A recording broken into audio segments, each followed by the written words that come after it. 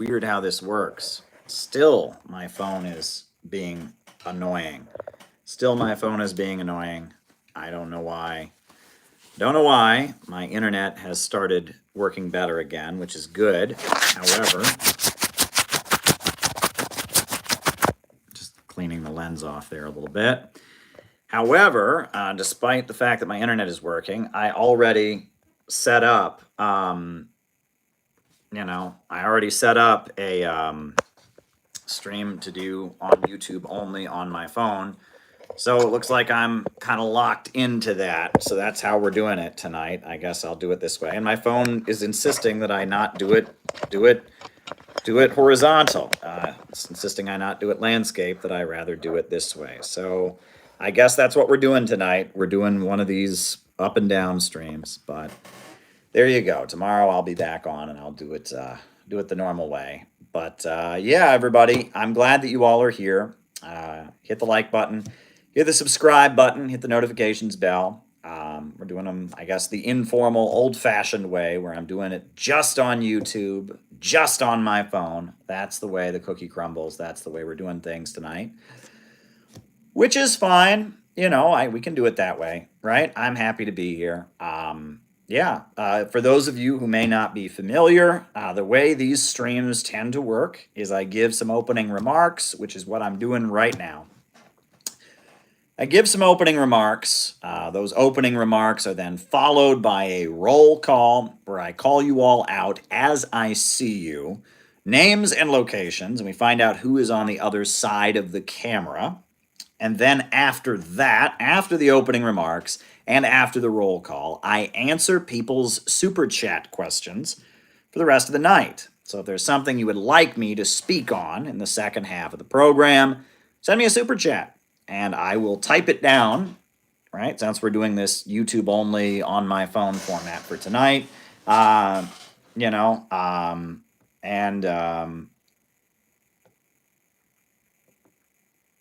do it that way. Then from there, I will answer the super chats that I've typed down in the second half of our show. So that's the way it works. Thanks everybody for being here. Like I said, hit the like button, hit the subscribe button, hit the notifications bell. And we're just going to have a normal stream, except it's, only on YouTube, except I'm talking into my phone, except I'm portrait instead of landscape. That's fine. That's just the way we're going to do it tonight.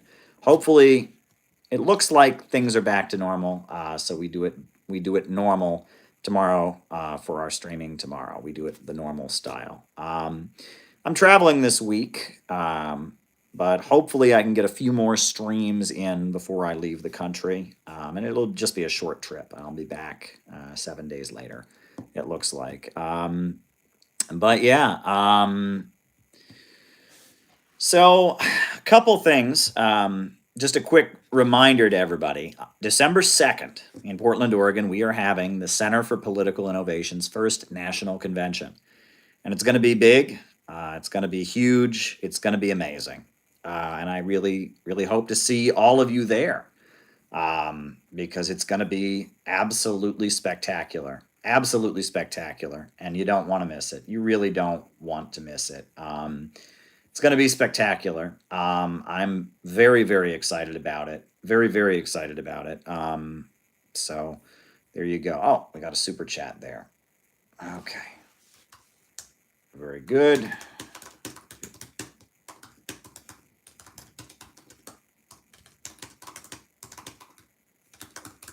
All right. And any more super chats, I'll answer them in the second half of the program.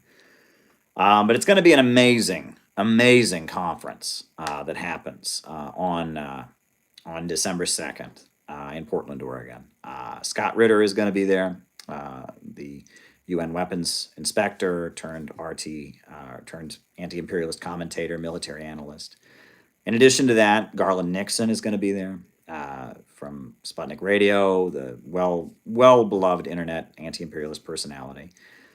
In addition to that, from what I understand, Jyoti Brar is going to be there from the Communist Party of Great Britain, Marxist-Leninist. Nick Brana of the People's Party, it looks like, is going to be there. It looks like also,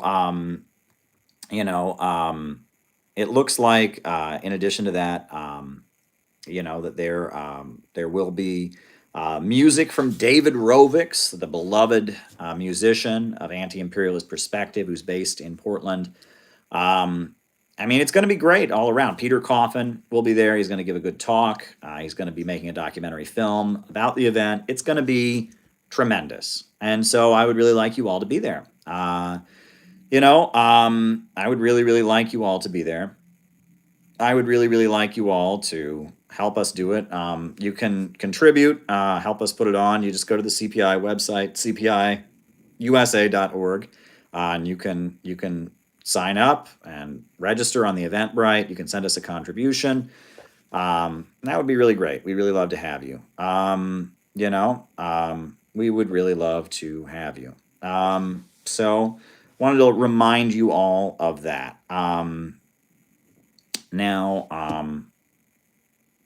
So I guess that's just what I wanted to remind you all of. So now the other thing I wanted to, I guess I'll just get into my opening remarks, because something really, really important happened today. I don't know if you all are aware, but last August, the homes of the African People's Socialist Party were raided by the FBI. They pointed guns in their faces. They dragged them out of their homes. They flew drones into their homes. It was a horrendous raid that happened. The African People's Socialist Party is a black Marxist African internationalist organization. They have a different perspective than the Center for Political Innovation. They don't see things the way we do. They're not into the flag. They're not into the socialist patriotism. They are very much focused on black people as a separate nationality, African internationalism. But regardless, when we heard about this raid, we were the first organization to speak up immediately in their defense. In addition to that, we had a CPI conference shortly afterwards, and we gave them a standing ovation and gave them a platform. And we have been rallying in support of the Uhuru movement, making films about the Uhuru movement. We've been defending them, and they were indicted. And now 4 of their leaders have been indicted. It's a horrendous case that, we've been raising the alarm about how important the Uhuru movement is. And I'm proud to say that today in St. Louis, Missouri, there was a rally that the Uhuru movement had to support Palestine, to support their movement and their reparations causes, as well as to demand the dropping of the charges. Multiple members of the Center for Political Innovation attended the rally near St. Louis, Missouri. One of our members was a featured speaker at the rally. But more than that, Chairman O'Malley, the chairman of the African People's Socialist Party, he spoke at the end of the rally, and he's one of the people who's been indicted. He's got one of the charges against him, and he spoke. And in his speech, he mentioned the Center for Political Innovation 3 times in his speech. 3 times he said our name, and he thanked us for the fact that we have been on their side and been supporting them from the beginning. Now, I'm going to have the video of that for you all soon. We'll just show the clips on there. But I am deeply moved. I recently spoke up on these streams and condemned the way the PSL has backstabbed, the Uhuru movement. And I understand Jesse Neville, who's also one of the indicted people, read out loud an open letter that the Uhuru movement has sent to the PSL. And I hope that letter is online soon, because we'll be circulating that as much as we can. But yeah, they thanked the Center for Political Innovation 3 times. 3 times our name came up in Chairman O'Malley's speech. And that right there tells you how important the Center for Political Innovation is. The fact that a group of black revolutionaries that are indicted by the federal government, that could go, they're trying to put them in federal prison and call them Russian agents. A group of black revolutionaries, they're on trial, they're facing indictment, and they specifically thanked our organization 3 times in the speech. That right there shows you that we take this seriously. And I got to tell you, anybody who doesn't talk about the Uhuru case, who isn't raising hell about the Uhuru case, who isn't screaming from the heavens about how important the Uhuru case is, anybody who is not doing that needs to really ask themselves if they are an anti-imperialist. Because that case is so important. With that case, they could outlaw.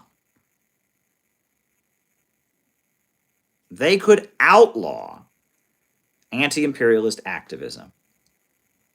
If the Uhuru movement are convicted of being Russian agents, at that point, these streams are illegal. At that point, the protests, the rage against the war machine is illegal.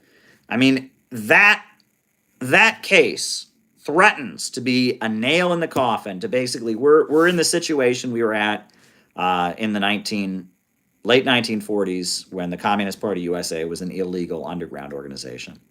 And people don't seem to realize how dangerous this case is. It is extremely dangerous. And already, I don't know if you saw this, but the war hawks and the neocons are chomping at the bit at this point, right? They are chomping at the bit. They've already got a list of people they claim are Chinese agents. And they published a list of it. And that includes Code Pink.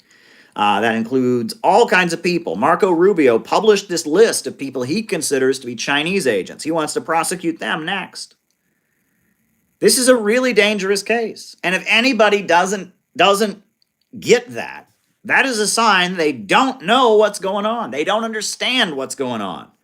This is a really serious case. It's a really serious case. And it's a really, really serious case. And, people don't seem to get that. And people don't seem to understand that. We have been in support of the Uhuru movement from day one. The moment that I heard about the Uhuru raids, the morning that it happened, my phone was dinging. People were texting me about it. And I immediately said, you know what? We need to do everything we can to support them.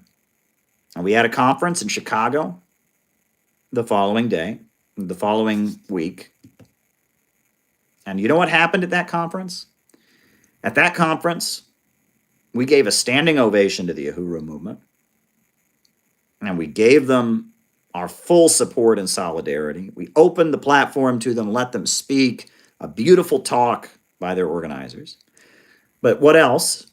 Tara Reid was a speaker at that conference as well, and she received an award from the Center for Political Innovation. Nick Brana of the People's Party, he attended that conference, gave an amazing talk. Chris Alulli of the Party of Communists, he was there. He gave an amazing talk. Garland Nixon was there. That conference was a pivotal conference.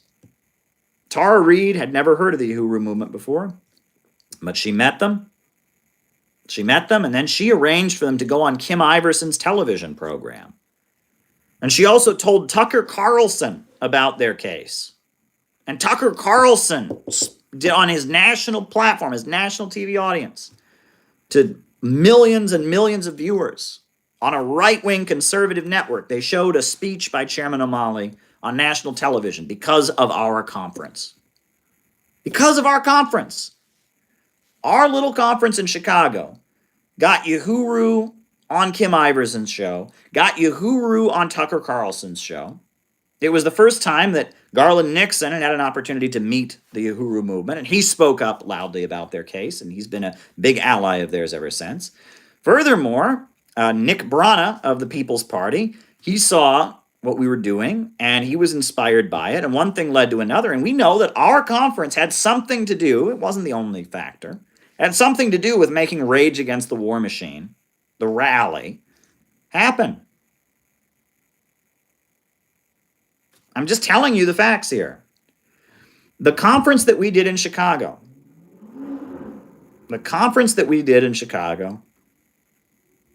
was featured in Newsweek. Newsweek magazine did a hit piece about our conference, saying that it was cringe, saying that people on the internet didn't like it.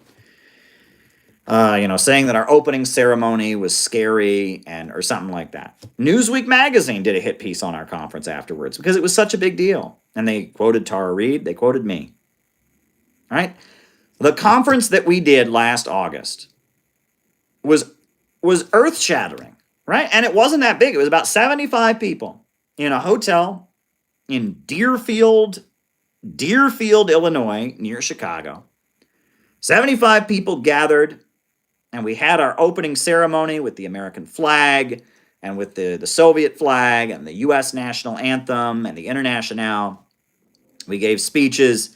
I waved my little red book and my Bible around, and we had an old-fashioned CPI conference. It was an old-fashioned communist tent revival meeting. That's what we did. In Deerfield, Illinois, in the heartland of America, we had a good old-fashioned tent revival communist meeting where, we honored Tara Reid, where we gave a platform to a group of black revolutionaries that are being persecuted. We heard from Garland Nixon. It was great. It was great, and it scared the bejesus out of the imperialists. They did a hit piece against us in Newsweek. They did a hit piece against us in Newsweek, and people know that if you watched my speech from that conference, I was a little on edge. Right? People saw that, there were times in my speech at that conference where I cried. I was tearing up. I was getting emotional. And I warned the audience that something was coming. And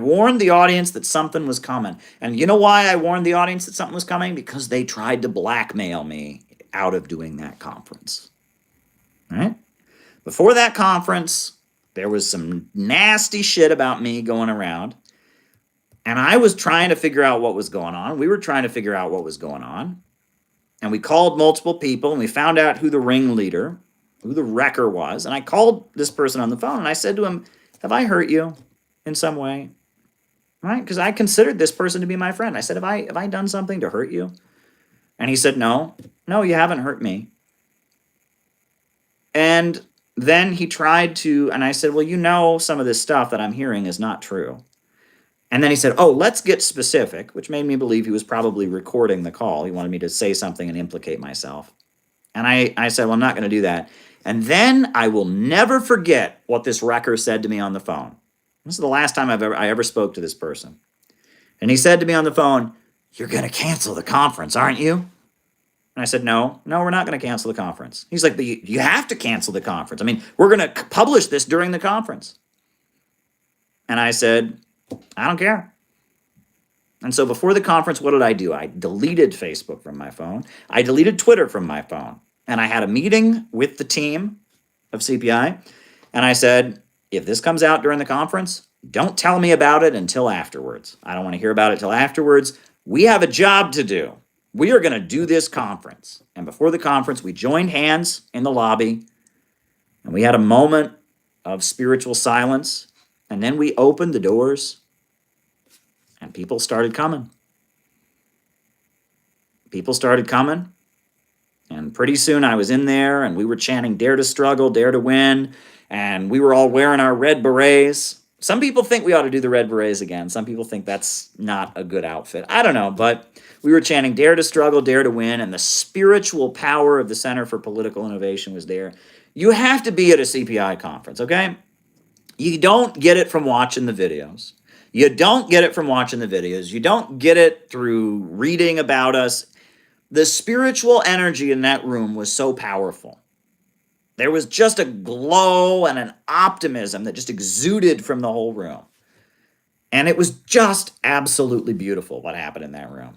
It was powerful, and the Uhuru movement was there, and Tara Reid was there, and Garland Nixon was there, and it was amazing.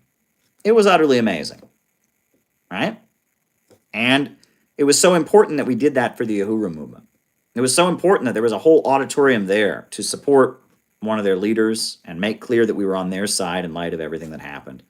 And it was a vitally important event, and it was pivotal. And Newsweek attacked us about 2 days later. Newsweek did a hit piece on the conference. And about a week or so afterwards, they published a very nasty smear piece against me. And Dari Dugina was murdered. And then about a week later, the Party of Communists, the PCUSA, they had their website hacked.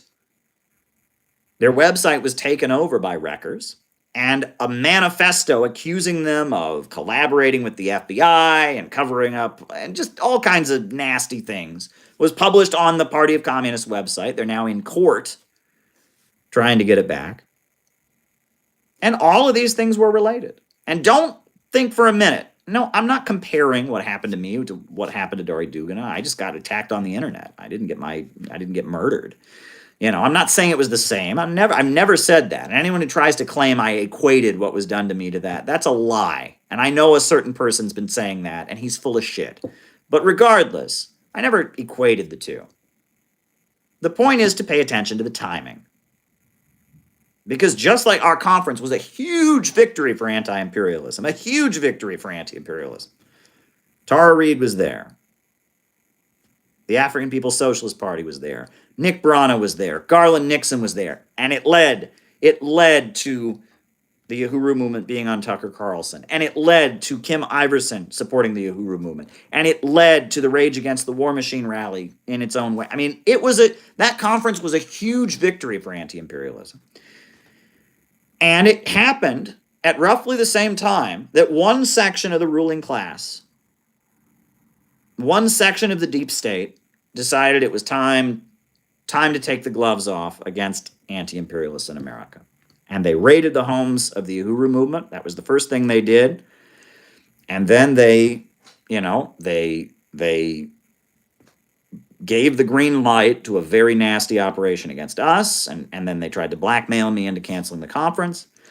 And then they had Newsweek do a hit piece on us, and then they seized the website of the Party of Communists. Look, it was very clear. They had a list, the FBI or whoever, the FBI or the CIA or whoever, had a list of people. And they said, we're going after the Uhuru movement, we're going after Caleb and the Center for Political Innovation, and we're going after the Party of Communists. And they had a list, they had a hit list, and we were on it.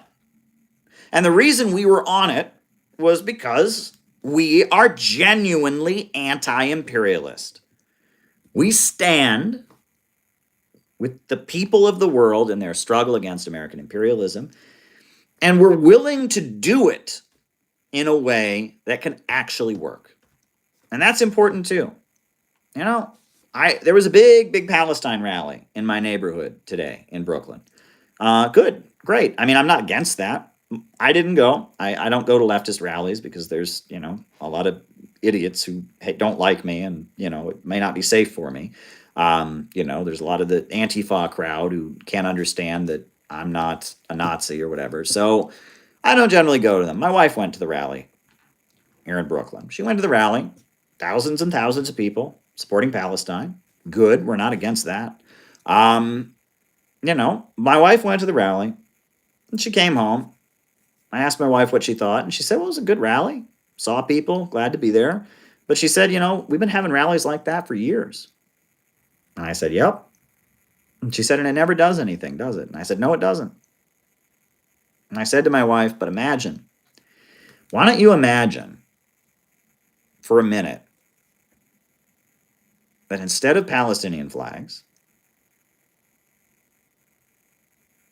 it was all American flags.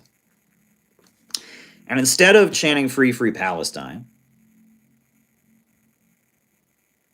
the chant was money for America, not for Israel.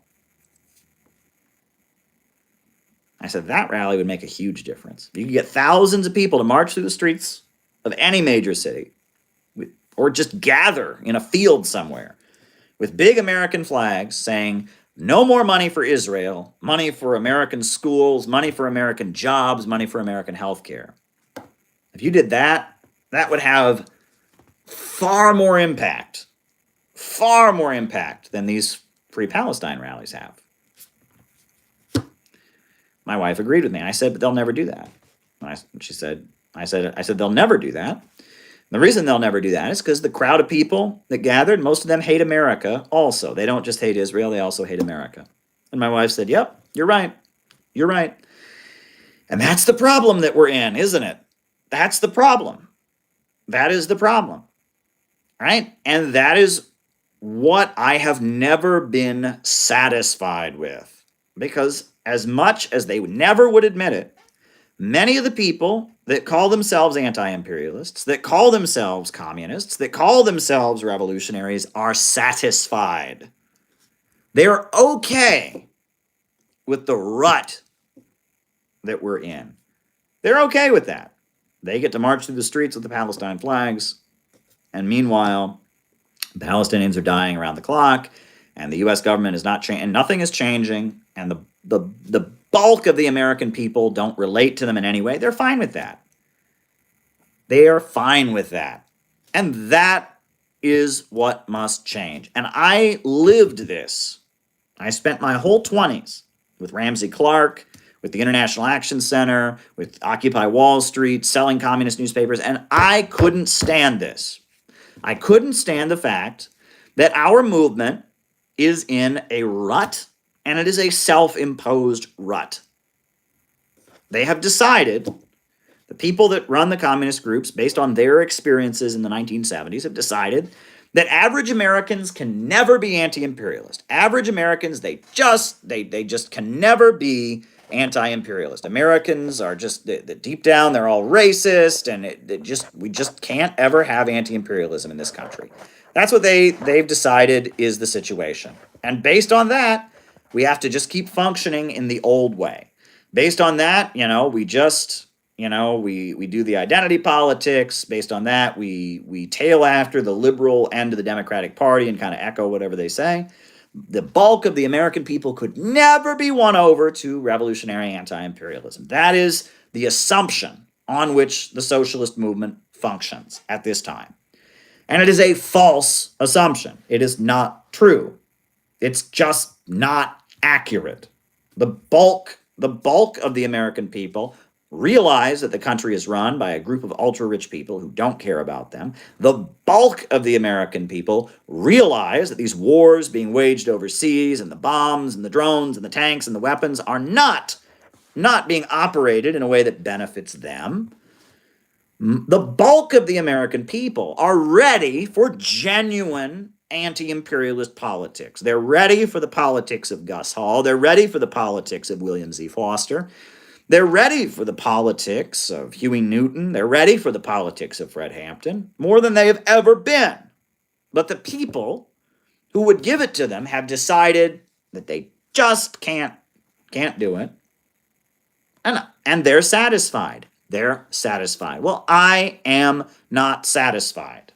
I am not satisfied with the rut that our movement is in, and I refuse to be satisfied. I couldn't make myself be satisfied. I tried to let myself be satisfied with this rut, but as the conditions deteriorated and got worse, I continued to not be satisfied. And then when I went to Iran, and I've told the story many times, can't repeat it on here, I saw the supreme leader, when I went on that ship to Yemen, and the spiritual awakenings I had, I couldn't be satisfied. I just couldn't be satisfied with the rut that our movement is in. I couldn't take it anymore, and I couldn't be satisfied. And because I couldn't take it anymore, and because I couldn't be satisfied, I had to operate in a different way. And the election of Donald Trump was confirmation of what I was saying. And everything, I had to operate in a certain way. And immediately, as I began to operate in a certain way, I noticed two things. One, I had astronomical successes that no socialist group was having. One of our members went on the Tucker Carlson show almost immediately. I debated a white supremacist, and Julian Assange tweeted it out. He was so moved by the debate. It was like, as soon as I started organizing in this new way, where I was not trying to recruit the left, but instead I was trying to recruit the bulk of the American people, I was having astronomical successes. Successes that I had never experienced before, on the one hand. On the other hand, I was facing more extreme personal attacks than I had ever faced before either. And it was weird. And that was the confirmation that I was doing something right. Because if I was just doing the same old thing, I wouldn't have had those big breakthroughs that I'd had. But on the other hand, if I was just doing the same old thing, I wouldn't have been attacked in the same way. And that basically, as I've explained to you all, we became more or less the velvet underground of American politics, to use a rock and roll analogy. Right? The Beatles, the Rolling Stones, Pink Floyd, these kind of bands, they had huge record contracts, and they couldn't take the kind of risks that a smaller band might take. However, as you'll note, there was a band in the 1960s called the Velvet Underground. It involved Lou Reed and Nico, and it was put together, if I'm not mistaken, by Andy Warhol. And they never sold anywhere near the number of albums that the Beatles and the Rolling Stones and all these other bands sold. They never had the numbers that they had. But what they did was that they experimented, and they did things that had never been done before, and they opened the way for other people to do things. And that is very much the role that the Center for Political Innovation has played. We have been the velvet underground of American politics. We are ahead of the game. We break the rules. We show what you can do. We blaze new trail and new territory. And we get new shit done. And we're doing it, right? We're having conferences. Now other people are having conferences like we had conferences. We've been having rallies. Other people have been having rallies. We've changed the anti-war messaging style. Other people have followed suit. We have operated in a new way and changed the paradigm. We've changed the conversation. And we continue to blaze ahead, blazing new territory. And that is the role that we have played in American politics. And it's a pretty darn important role. It's a pretty darn important role. And I'm pretty proud of everything that we have accomplished. But it's not easy. It has certainly come at a cost. And there's certainly risk involved. And there's certainly persecution that has been thrown our way. And there's certainly people that just aren't up to the task. And that's something we just have to face. I mean, there's really no way to avoid. There's really no way to avoid facing that reality if you're playing the game for real. And if you're not satisfied, just kind of going with the flow, if you're actually going to start defining the political moment, then you're going to face persecution. You're going to face persecution, and we have faced persecution, but we persevere. And I think about how important we are to the Uhuru movement. I mean, I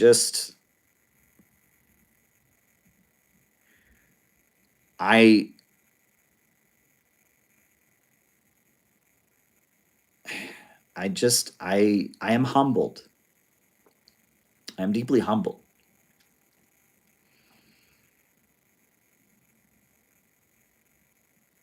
That we have made a difference in their lives. There's a group of black activists who are facing extreme persecution by the federal government. And with our little resources, our low number of members. We don't have much. We don't have much to offer them.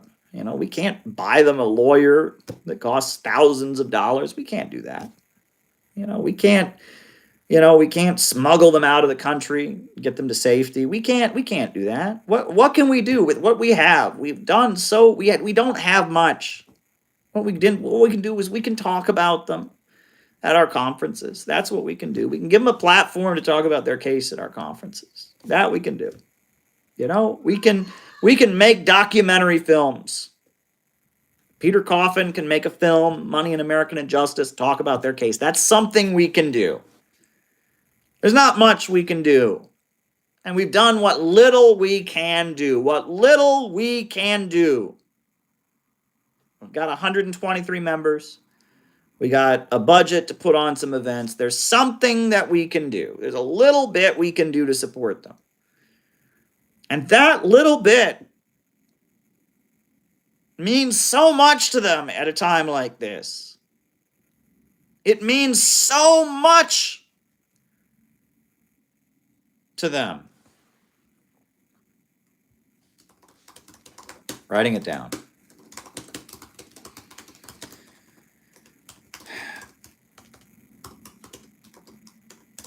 It means so much to them at a time like this. This little thing that we can do.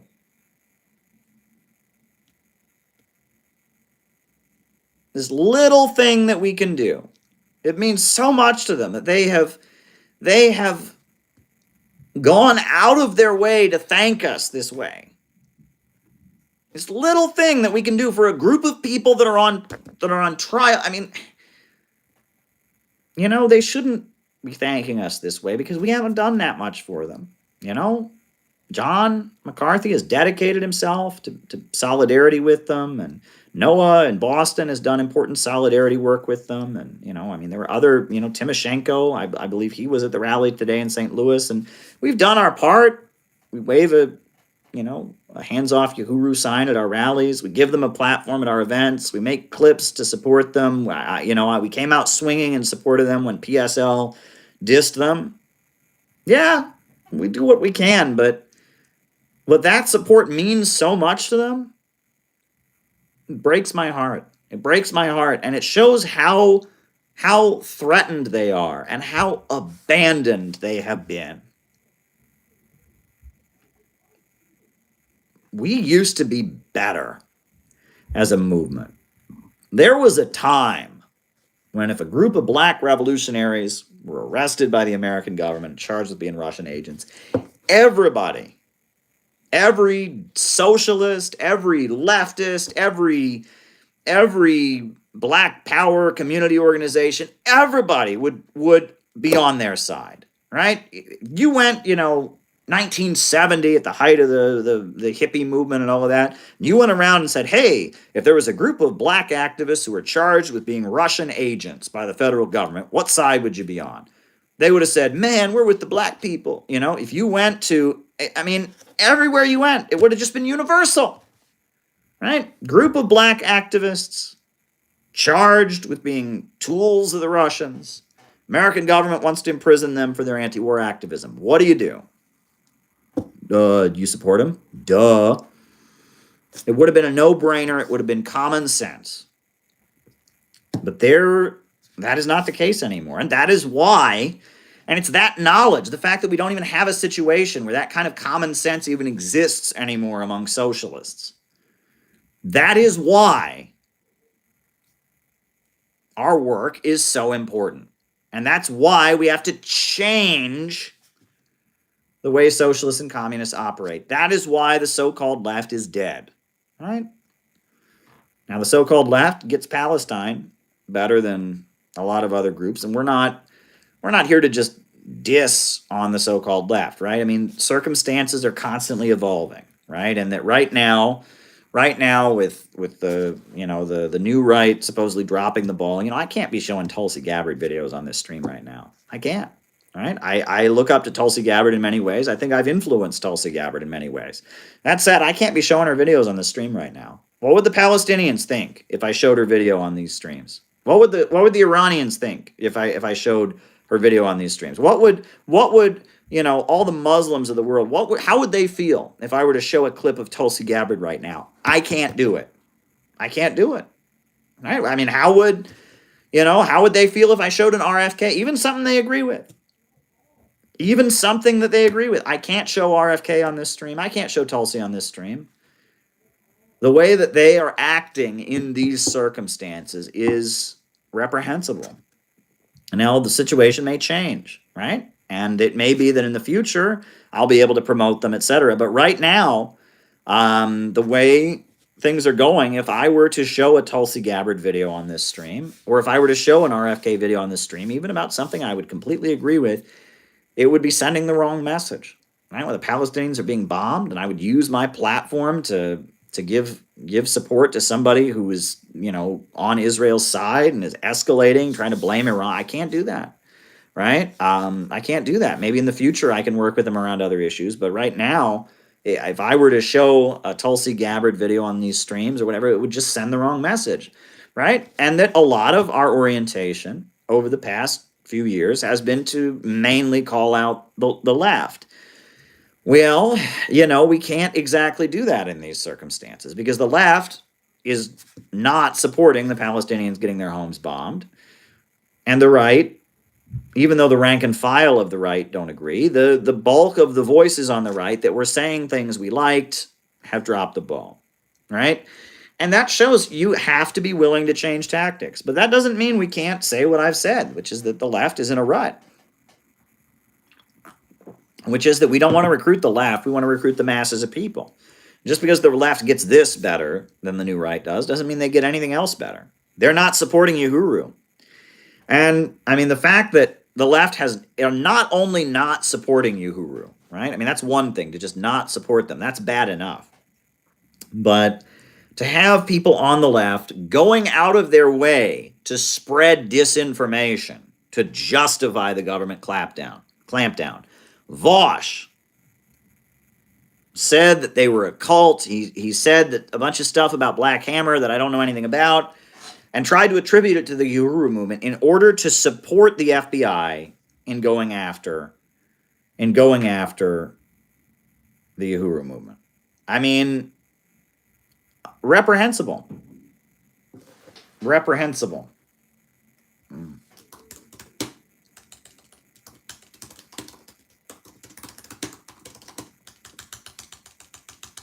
Writing it down. And any more super chats people have, please. Not serious about the black struggle.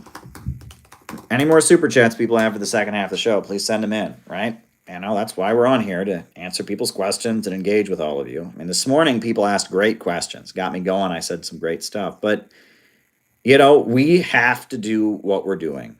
We have to do what we're doing as the Center for Political Innovation. No one else is going to do what we're going to do. Right? We mean it. We mean it. We absolutely mean it. We mean it. And we're willing to make sacrifices. We're willing to take risks. And we're willing to do things that haven't been done before. We are willing to take the risks that need to be taken. There's a bravery here. There's a passion here. There's an energy here that you won't find elsewhere. So I want to say that. And I guess there are certain themes on these streams that come up over and over again. And some people here think, okay, Caleb, yeah, I heard you say that last time. I'm tired of that. But then other people haven't heard it, or other people say, you know what? I loved the way you said it this time. I loved the way you said it this time. I loved the way you explained it this time. And so I'm going to do that because it came up. It came up on my stream earlier today. It came up, and it's important. And I am just going to point to this aspect of our rhetoric. I am going to explain it because honestly, you need to explain it. You need to be able to explain this to your friends, to your coworkers. You need to be able to explain this to the people at your university, your classmates, the people in your neighborhood. You need to be able to tell them this story. It's a true story. And I would argue that it's the greatest story ever told. And it is historically irrefutable. And the story goes like this. Long time ago, there was an empire called Rome. And the Roman Empire was one of the most evil empires that has ever existed. They would gather in a coliseum and watch people fight each other to the death. They would watch people be mauled and eaten by wild animals. The whole empire was set up extracting tribute from nations around the world. Very good.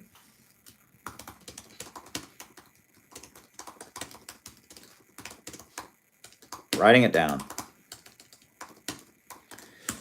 Extracting tribute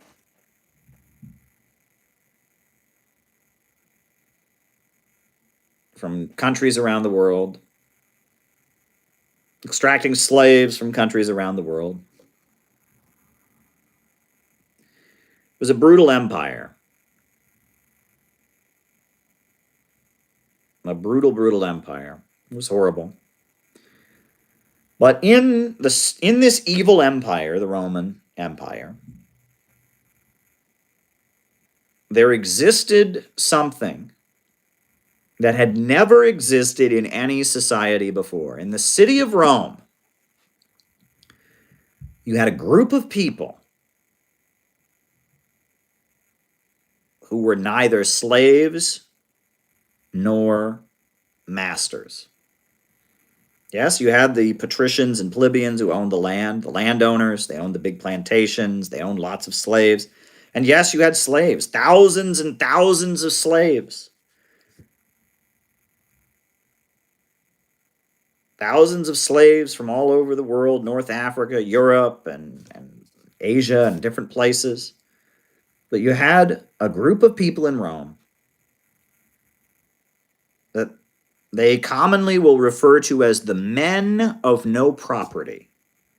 You had the men of no property. Or you had the term for the men of no property, the legal term for them, the way they were referred to in Latin, they called them proletarians. Proletarians. And what made a proletarian different than a slave? Well, no one owned a proletarian. But what made him different than a Roman citizen? A landowner? What made him different than them? He didn't own any property. The word proletarian literally translates to one who has children. One who has children. That's what the Romans referred to this new class of people that emerged in their society. The ones who have children, or more commonly, the men of no property, because they did not own anything except their offspring. The ones who have children, the proletarians. And the proletarians were overwhelmingly Greeks and Jews. They were Jews from Palestine, and they were Greeks from the various Greek city-states, Athens, Sparta, etc. And they had a skill. They were blacksmiths. They were pipe fitters. They could make pipes, which were pipes. Roman pipes were a big advanced thing. They didn't have plumbing of any kind. I mean, it wasn't modern plumbing, but they did have pipes to some degree or other in Rome. They were metal workers. They were glass makers. They were tailors. They had some kind of skill. They did something that a slave couldn't do. They had a skill that a slave didn't have. They were bricklayers. They knew how to set bricks perfectly. They were carpenters. They knew how to work with wood. And the proletarians the proletarians, the men of no property, made Rome this city-state that ruled all of the known world, from North Africa all the way up to Britain, all the way into what we now consider to be part of Russia even, this vast empire. They were extracting wealth from all over the known world. But yet, when kings would visit Rome, they would see homeless children begging on the street. And I'd say, how could this be possible? The city, Rome, is the vast city with so much wealth. How can there be homeless children begging on the street? Well, their parents were proletarians. And their parents couldn't find work. So they were begging on the street. They would see unemployed people who got kicked out of where they lived. Right? They had to rent where they lived. They didn't own any land. If they couldn't pay their rent, they got kicked out.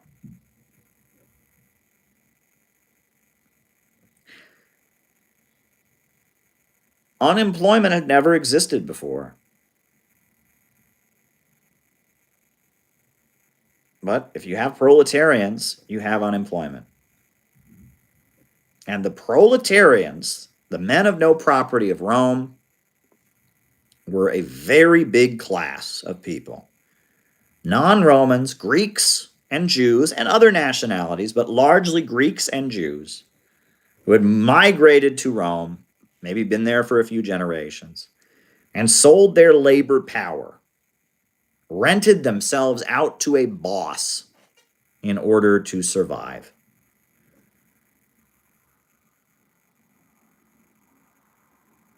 And in ancient Rome, this was before science. There was no science in ancient Rome. There was no modern way of seeing things. The way ancient Roman society was organized is that every profession had its own god and its own spiritual practices.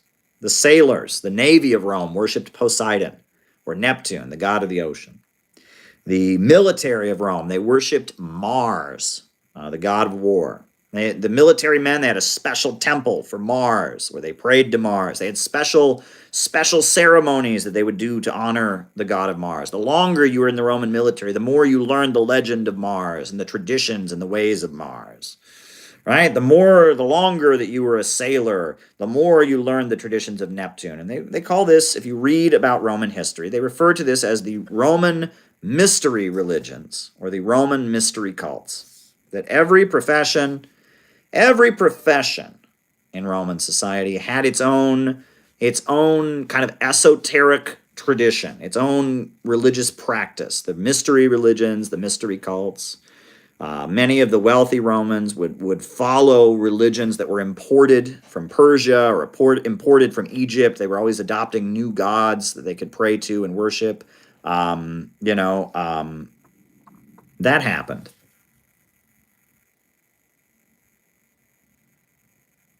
That happened. And so every section of Roman society had its own deities that it would pray to. It had its own ceremonies, its own rituals, and that kind of defined them. Well, the proletarians increasingly became a big part of Roman society, the men of no property. And they increasingly began to learn that when they combined their strength, they could get better conditions. If all the bricklayers came together and said, we're not going to start laying bricks unless you pay us a decent wage. And they all came together. All those bricklayers said, we will not start laying bricks unless you agree to pay us a certain amount. The landowning class would have to give in. That when they were united, when they formed a union, when they had solidarity with each other, their strength maximized. And that they could withhold their labor power. If the landowners weren't giving them enough for their blacksmithing, weren't giving them enough for their bricklaying, weren't giving them enough for their for their work, they could come together and withhold their labor power. They could withhold their labor power. They could go on strike and demand better treatment and better conditions. And so among the ancient Roman proletarians, you saw the beginnings of the labor movement. You saw guilds. All the pipe fitters would come together. All the bricklayers would come together. All of the weavers would come together, and they'd say, we're not weaving, we're not pipe fitting, we're not blacksmithing until you pay us a decent wage. They would have an association, a brotherhood of weavers, a brotherhood of pipe fitters, a brotherhood of bricklayers. They would have a brotherhood in the profession, and they would use their solidarity to demand better wages from their employer, better treatment from their employers. And they would also build orphanages for the orphan children and the homeless children.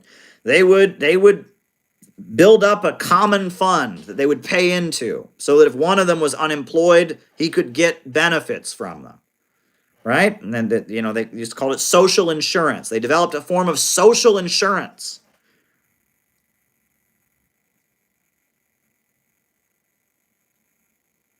And that as the proletarians, the men of no property, organized themselves, they also, as was the custom in Rome, as was the way of doing things in Roman society, like every other group in society, like every other strata, they adopted their own mystery religion. And what was that mystery religion? It is what we now call Christianity.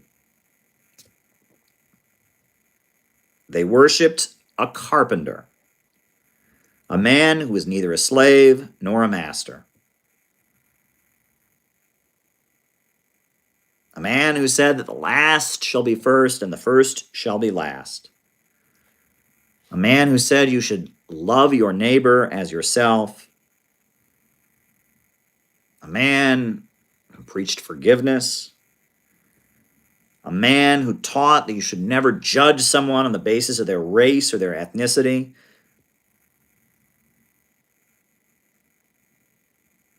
a man who said that the meek shall inherit the earth,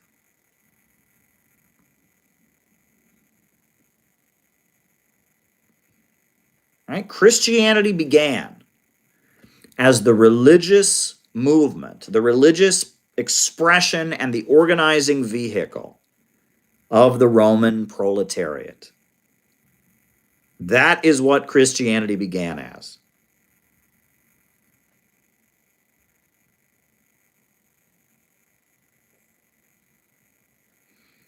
And the reason that the Bible was originally written in Greek is because so many of those proletarians were Greeks.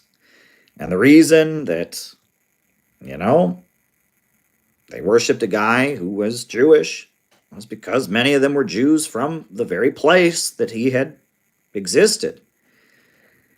And the reason that the cross became the symbol of Christianity, and this is very important, is because Jesus had been killed on the cross.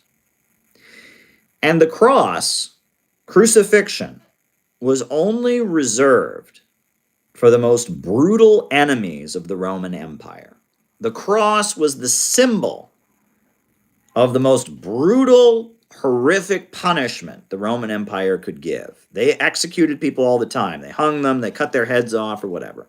But the cross was only given to people who had become mortal enemies of the empire. The most famous example of crucifixion in Roman history, after what was done to Jesus, was after the slave rebellion of Spartacus. I don't know if you know about this, but after Spartacus had led an uprising of slaves all throughout Rome, after Spartacus's slave army was defeated, they crucified every single slave along the road leading back to Rome from where the final battle had happened. And the roads of Rome, all the way back to Rome, were lined with people that were nailed to crosses.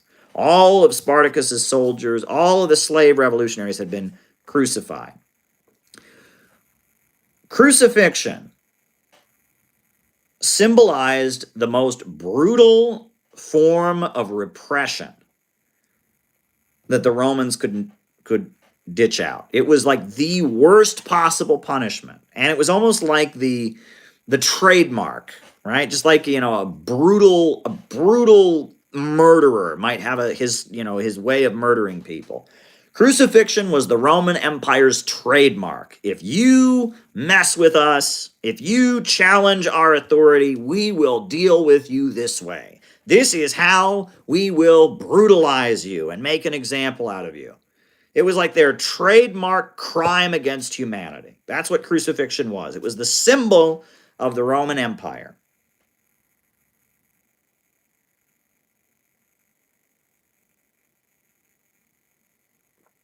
And Jesus, this prophet, this preacher, this rabble-rouser, this Messiah from Palestine, had received this horrific punishment. He had died on a cross. But yet, he had risen again. He had risen again. He had resurrected. And that represented the defeat of the Roman Empire. And it represented the defeat of the Roman Empire. It represented immortality. It represented taking the power of the Roman Empire away.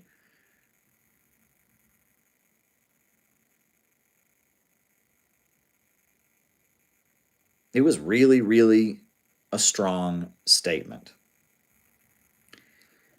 And Christianity began as a movement of Roman proletarians, Greeks and Jews and other ethnicities and nationalities, coming together and saying, we will destroy this empire. We will destroy this empire, this criminal, murderous empire that terrorizes people all over the world, that exploits our labor, that has so much wealth, but lets our children be homeless on the street, lets our people starve. We will destroy this empire. And we have tapped into something so powerful. We have tapped into the spiritual force that is strong enough that it renders the cross and crucifixion obsolete. And we will dismantle this empire from within. That is what Christianity stood for. It was the original anti-imperialism. It was the original proletarian movement. It was proletarian internationalism.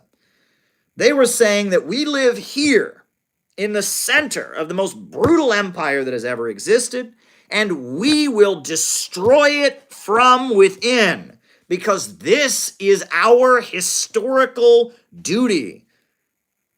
We are put here in the heart of the beast so that we can dismantle the beast from inside. That is what it stood for. We will overcome the cross. We will defeat the cross. We will defeat the empire from within.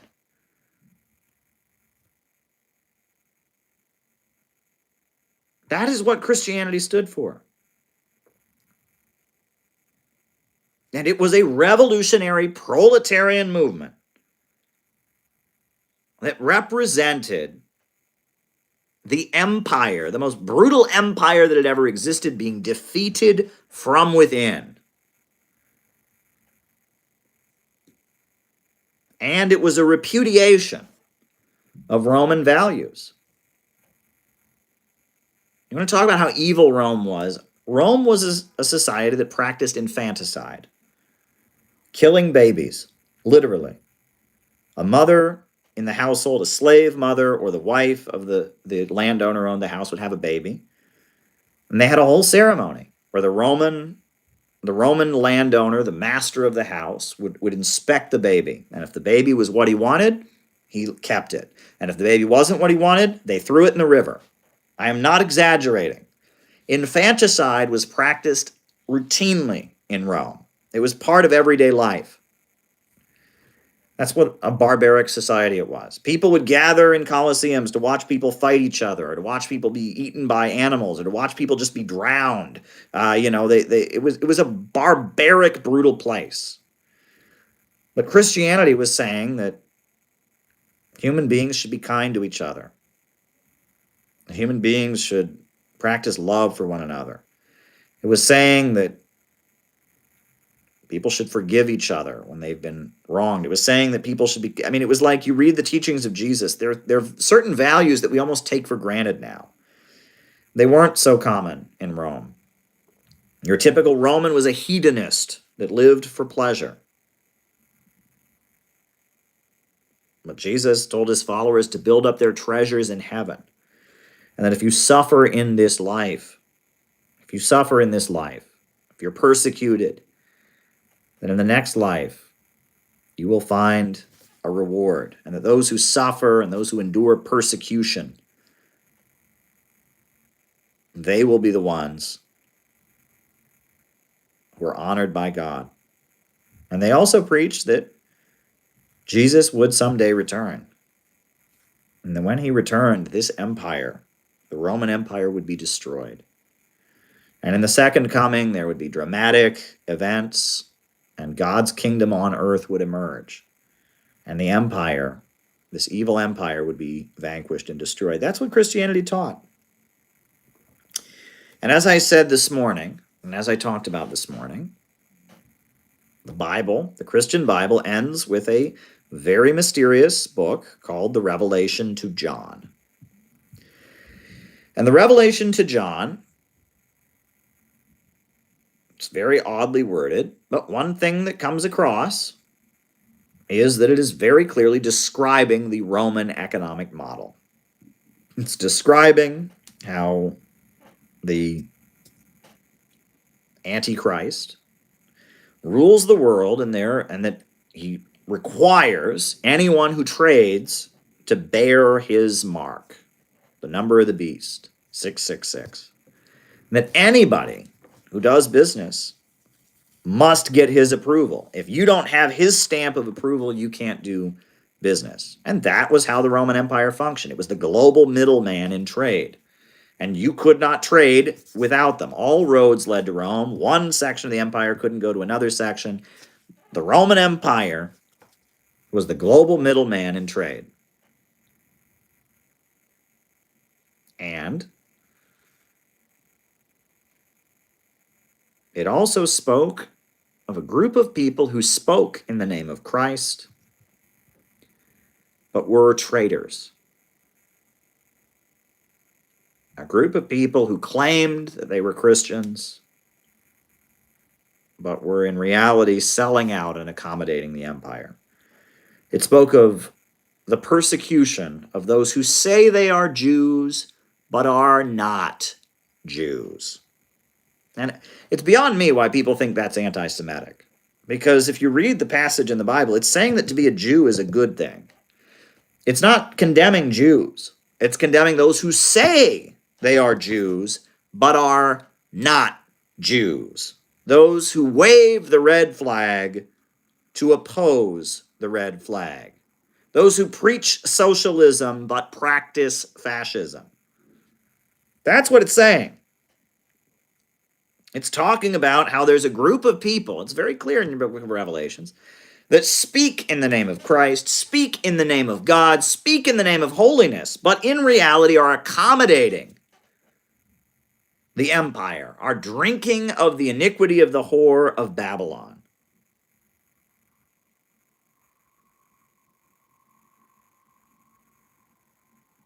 That's what it's saying.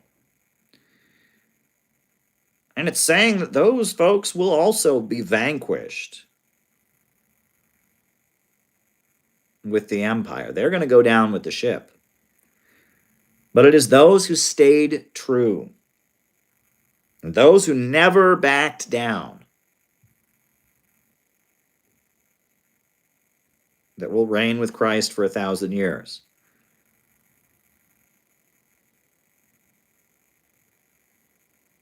That's what it says.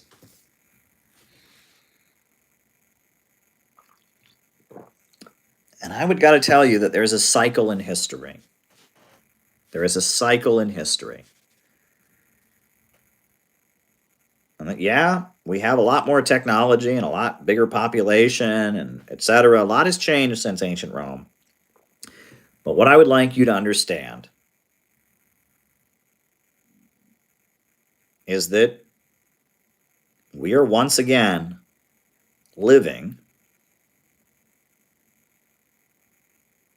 in a period in which there is an empire, a global financial empire that is collapsing from within. And there are millions and millions of proletarians with nothing to sell but their own labor power. There are millions and millions of men of no property and women of no property.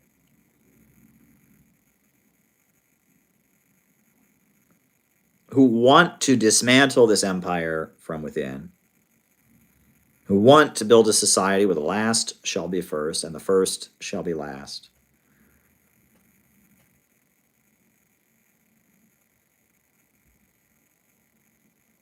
And there are also a group of people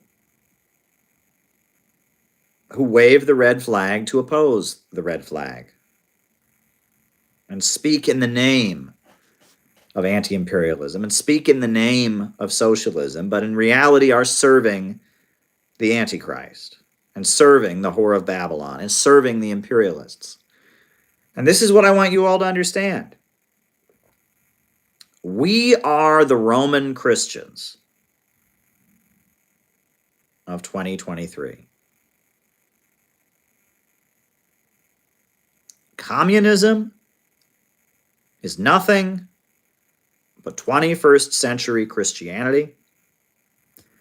Christianity is nothing but ancient Roman communism. And we are that movement. That is who we are.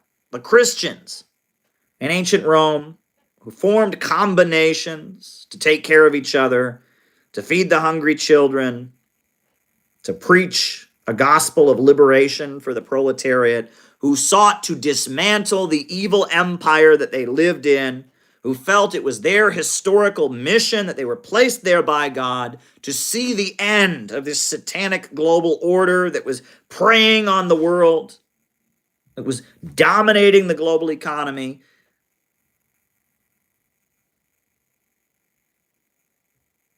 That's us. That's us.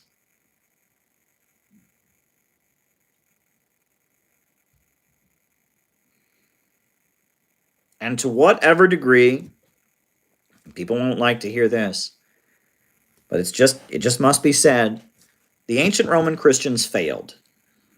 The ancient Roman Christians failed. They failed. Their movement got watered down and watered down and watered down and accommodated with until Constantine adopted it as his religion. And then you had Justin the Apostate, or was it Julian the Apostate?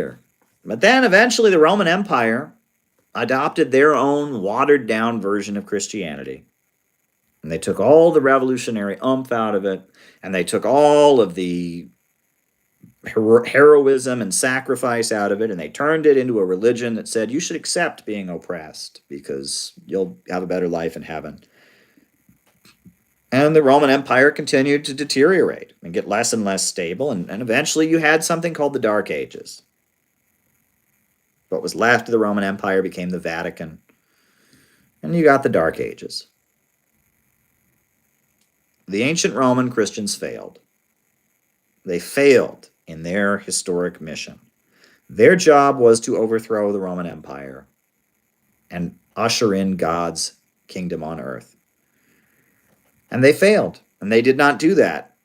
And as a result, we got 1,000 years of historical regression, depopulation, called the Dark Ages. 1,000 years. Europe did not turn to the level. Thank you, Gabby.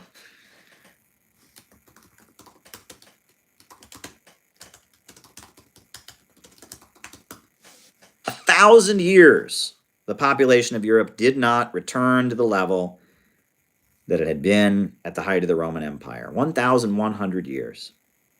And it was just as Europe was starting to return to the population level it had had at the time of the Roman Empire that the foundations for this country were established. As the founding fathers are setting up here in the United States, they were all obsessively reading a book called The Fall of the Roman Empire by Edward Gibbon. And they were studying obsessively the fall of Rome and thinking, how can we build a great civilization here that doesn't end up the way the Romans did? And that's why, if you go to Washington, D.C., all the buildings have big columns on them. There's there's a fasces. Did you know this? The basis of fascism is this symbol, this axe surrounded by a bundle of rods. That was the symbol of the Roman Empire. That's what Mussolini, it was the symbol he used for fascism. But if you go into the halls of Congress, you will see that that symbol, that Roman symbol, is on the wall. And the founders of this country, for better or for worse, some of them with good intentions, some of them with bad intentions, knew they were starting the process of the Roman Empire again. They were starting up whatever the Romans had done, they were going to try it again. Some of them said, we're going to try it again and we're going to do it right. We're going to have freedom, etc. Some of them said, we're going to try it again and we're going to be such a mighty empire, we'll never fall. But there was consciousness in the founders of this country. Good consciousness, bad consciousness. It was in the atmosphere. They knew that the process of the Roman Empire was starting again on these shores. They knew it. They knew it. And they weren't wrong. They were not wrong at all. The Roman Empire was starting up again.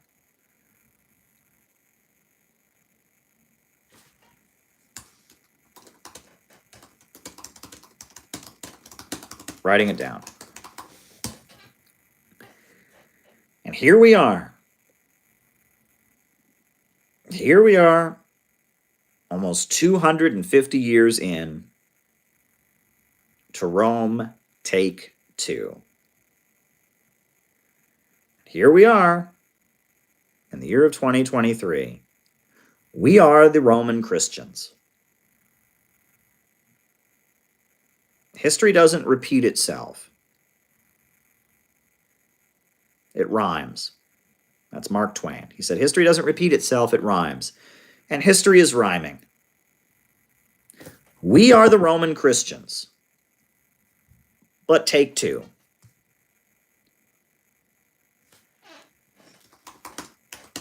Writing it down, Gabby.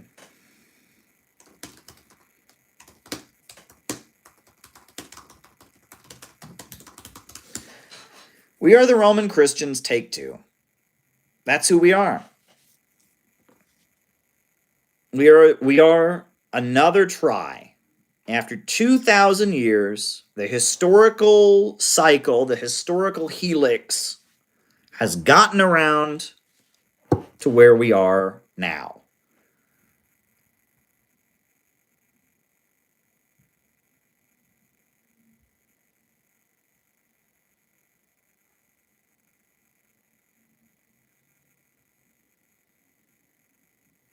Here we are.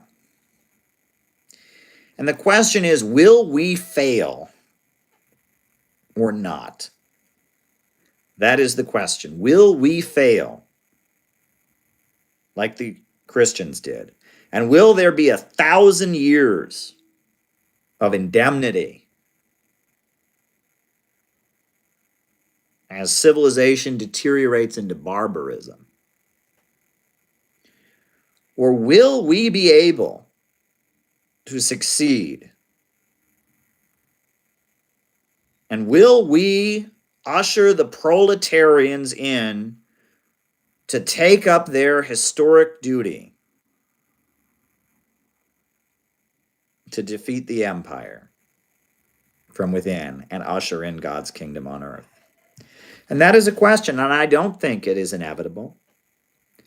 And I don't think that it's all just in some divine magic plan that God came up with, and we're all just, meaningless. We're all just puppets in this divine plan, and what we do has no impact. I don't think so.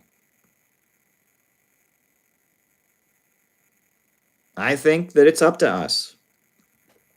I think it's a question of whether or not we will succeed or whether we will fail. That's what I think. That's what I believe. I believe that we are at that moment in history where we can succeed or we can fail. And that what we do right now, in this moment, in this vital, vital historical moment, right here in the vital center of their empire, here in New York City, the home of Wall Street, I think what we do can determine the future. I really do. And I think that we can succeed where the Romans failed. But I think we can also fail as the Roman Christians failed. I think that a lot of what we do has an impact.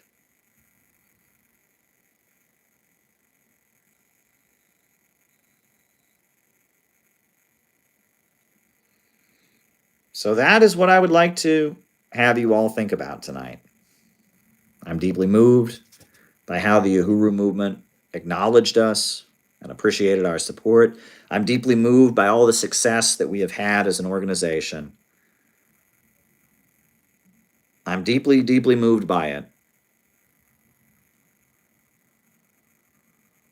And I'm deeply, deeply moved by all the people who understand how important our community is and how important our work is. And that concludes my opening remarks for tonight.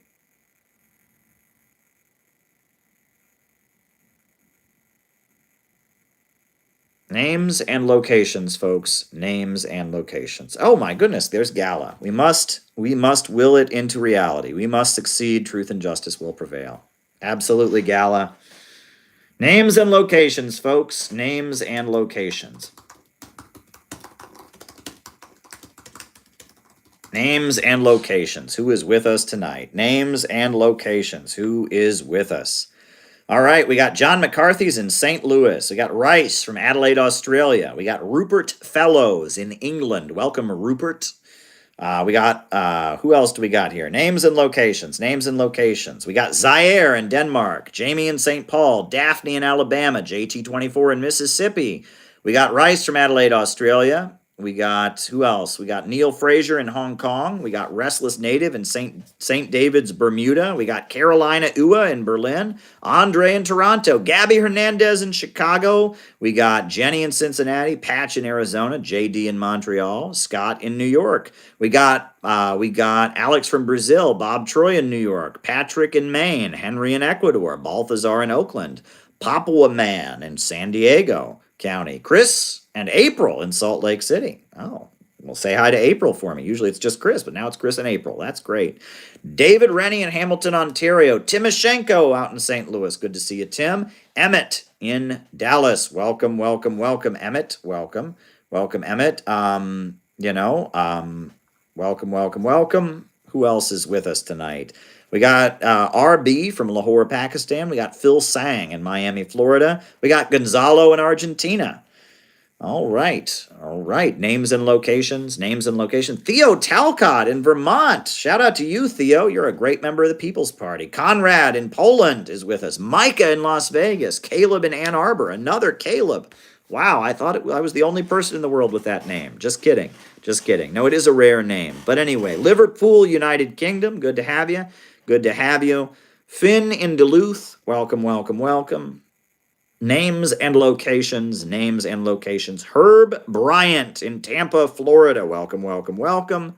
Herb Bryant, good to have you here with us. Names and locations. Names and locations. Names and locations. Names and locations. All right. Anybody else? Names and locations. If not, I am going to address them. Now the first, is there anybody else? Oh, Meredith and Quinn. Shout out to Meredith and Quinn. Good to have you. Okay, anybody else? Names and locations, or do I start answering questions? Newton Grove, North Carolina. Okay, all right. Very good. Very, very good. All right, now, all right. So the way this works is I can actually, so I have it playing on the other screen because my internet's working now. So, I'm just going to scroll up the fan funding list. I also have the ones I typed down, and we'll go that way. So there you go. Okay, so first, American Internationalist says, did you block Hawes from appearing on RT? Is that true? That didn't happen. I was not involved in any conversation about this person appearing on RT. That just didn't happen.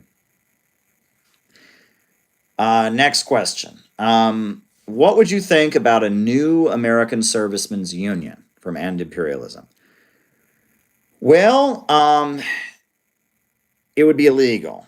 They did outlaw unions of members of the armed forces after the first American Servicemen's Union was formed. So during the Vietnam War, Andy Stapp, who I met, and I'm honored to have known him, Andy Stapp, he was a member of the Workers' World Party who fought in Vietnam. He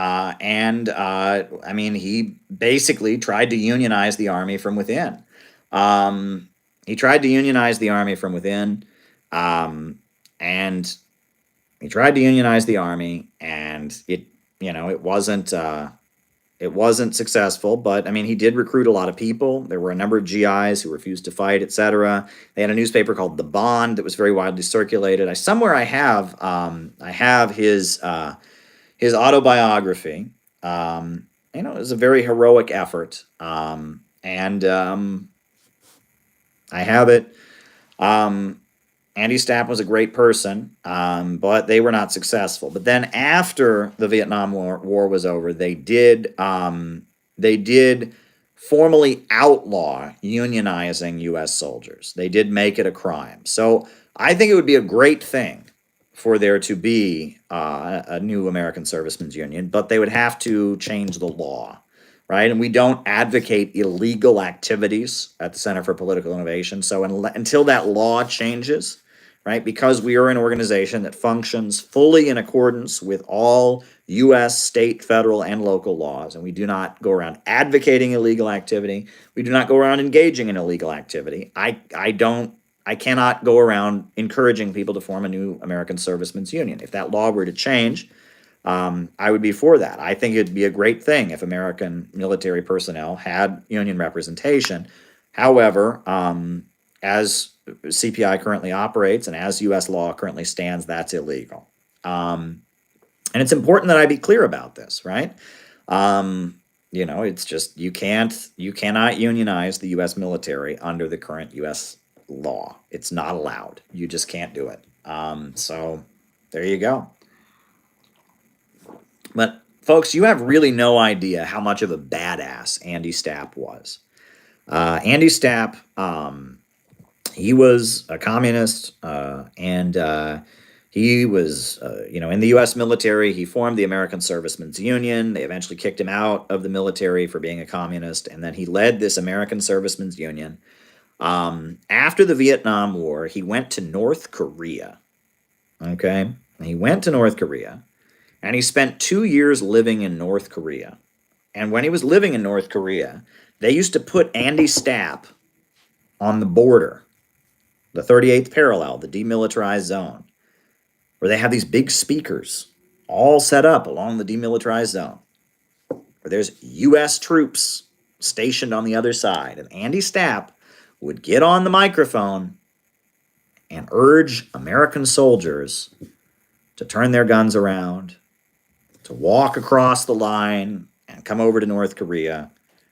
And he would broadcast from the demilitarized zone. They would blast Andy Stapp's voice across the DMZ. And for 2 years, he lived in North Korea. and was doing that. Now, you want to talk about a badass, okay? He was a badass, Andy Stapp. He was a great, dynamic, amazing person. And then he came back to the United States. He became a high school English teacher, or a high school history teacher, I believe. And he taught high school at kind of one of the like more alternative, like like charter kind of schools in New York City. And when he died, I went to his memorial, and a number of his high school students came and talked about how he had encouraged them to be revolutionary, and they'd learned so much from him. Yeah, Andy Stapp was a great person in many ways.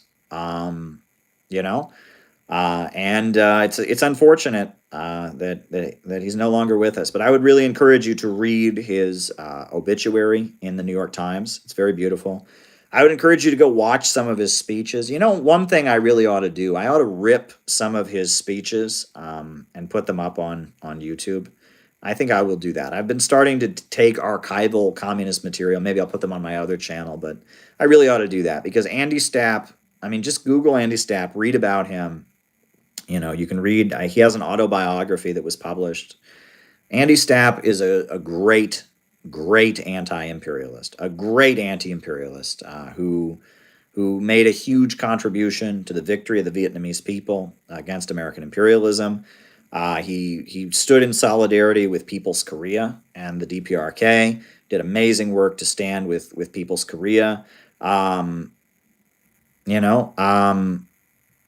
So yeah, I mean, Andy Stapp was really, I mean, you want to talk about somebody who made a contribution, who made great sacrifices to support the cause of anti-imperialism. He spent a lot of time in military prison, right? I mean, he spent a lot of time in military prison, but he was fighting for the people, and yeah, Andy Stapp was a great person. So there you go. All right, what else do we have here? Right, if anyone has any more super chats, please, by all means, send them my way. Send them my way so I can have something to talk about here in the second half of our show, right? So there we go. Most wokes aren't serious about black struggle. I mean, look, the black community has been fighting for its rights since the moment they came here in chains. There were slave revolts, Nat Turner, there was Harriet Tubman, Frederick Douglass. I mean, there's always been black people fighting for their rights. The first casualty of the American Revolution was Crispus Attucks, who was a black man, who was not a slave, he was a free black man, and the British killed him in Boston at the Boston Massacre. He was protesting the British along with the white Americans, and they were throwing snowballs, and he was killed at the Boston Massacre. Right? And that was a black man named Crispus Attucks. And that black people, have been fighting for their rights since the moment they arrived in this country. Black nationalism is one vehicle through which they have fought for their rights. The Nation of Islam, the Garvey movement, the Black Panther Party, the Temple of Moorish Science, the Black Hebrew Israelites. There's many different groups that have formed around the ideology of black nationalism. There's another one called the Republic of New Africa that was formed. There's another one that was called what was it called? It was called there's many black nationalist organizations that have formed. And the position of the Communist International during the 1930s was to support black people and black nationalism. That was the position. And that to view black people as a colonized people within U.S. borders who are not only exploited, but they are super exploited, and to support their calls for national liberation. And that is why the Communist Party USA put forward the platform of independence for the black belt of the U.S. South. Now, it's important, and this is where all of this gets tricky, right? You get a lot of communists in the United States who say, well, black people are not a nation. Black people are simply workers who face discrimination. And so they advocate revolutionary integrationism. arguing that black people should integrate and fight for the right to be in white spaces. Then you get other revolutionaries from the Maoist tradition who celebrate black nationalism and call for a separate black territory in the U.S. South. The position that I take, and is generally the position of the Center for Political Innovation, is that it is not up to us. It is up to black people. If black people want to separate from the United States and form their own country, they have the right to do that. However, at this time, it is not clear. It's pretty clear that the overwhelming majority of black people do not want a separate territory. So because black people do not want a separate territory at this time, we cannot go around advocating that, because us advocating that would sound like we believe in separation, right? It would be advocating segregation, right? We'd be telling black people, you don't have a right to live in our neighborhoods. You don't have a right to have the incomes that we have, or to, instead you have to be put somewhere else. And that sounds like racism, right? So because the black community at this time doesn't seem unified around the demand for a separate territory, we can't go around promoting that. We simply have to oppose racism, and we can stand in solidarity with black revolutionaries that are facing persecution, like the Uhuru movement, like the Nation of Islam, etc. And that is the position that we take. We support black people who are under attack. We support their right to advocate for their community in whatever means they want, but we do not go around promoting separation, because at this point it appears that the majority of the black community wants integration. If that were to change, we would change, and we do not dictate to the black community what they want. However, at the same time, we would never oppose a demand put forward by the black community. We would never do that. And take, for example, this case, the Uhuru movement, right? The Uhuru movement is a black. They call themselves African internationalists, but they are for separate organizations of black and white people. And they organize specifically, they call for unity through reparations, and they set up services that are specifically aimed at the black community. And they are under attack by the American government. And so we support them. And that's all there is to it. Not more complicated than that. We support them. Whatever more people want to make of it, that's we support them. The same goes for Aztlan, or the Sun Belt. The Chicano people may at some point want to separate from the United States. They may want the parts of the United States that were stolen from Mexico. The Chicano people may want their own territory at some point. And if they called for that, we would support that. At this point, the majority of Chicanos don't want to separate from the United States, as far as I can tell. The same for the Native Americans, right? If the Native Americans wanted to formally break away from the United States, we would support that. We would support reparations to help them establish their economic independence. So we are for the right of self-determination for colonized people within U.S. borders. However, we do not force separation onto these groups, and we do not go around advocating separation. Right? And that this is the genuinely communist position to take. Land back, that's not a genuinely communist position. Land back, you shout, land back, oh, this country was stolen. No, that's not a genuine communist position. Right? That's not a genuinely communist position. Open borders now, tear down all borders. That's not a genuinely communist position, right? Understanding that there are certain communities within the United States that function as colonized people, and because they function as colonized people, they have the right to choose separation if they want it. That's something that we support. But advocating separation when these communities themselves are very pretty clearly not united around that question, that wouldn't be correct. And so this is the position that communists should take on the national question within the United States. And that is my position. But there are people in CPI who have different positions, and I respect that, but generally that is our position on the national question within U.S. borders. Most woke people don't even have any comprehension of this. They just know how to call people racist. They just know how to feel guilty about their white privilege. They don't know any of this. They don't know about the black belt. They don't know about Harry Haywood. They don't know about what a nation is. They don't know any of this. They don't have a position like this. They just know that, like, some people are racist because they aren't as woke as them. Most of the woke current have no interest in understanding this, and that this way of putting things is very different. This is not privilege politics that I'm espousing here. This is classic Marxist materialism, right?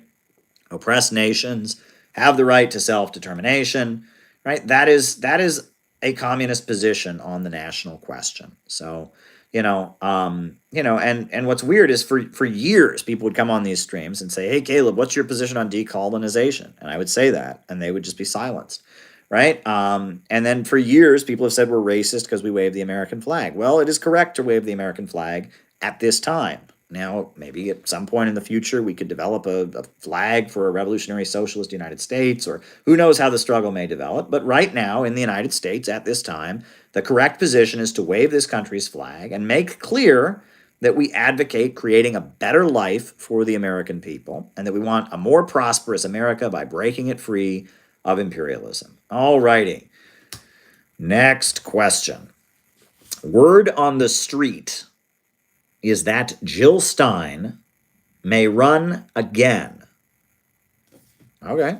Well, now that Cornel West has removed himself from the presidential ticket of the Green Party, it's open once again.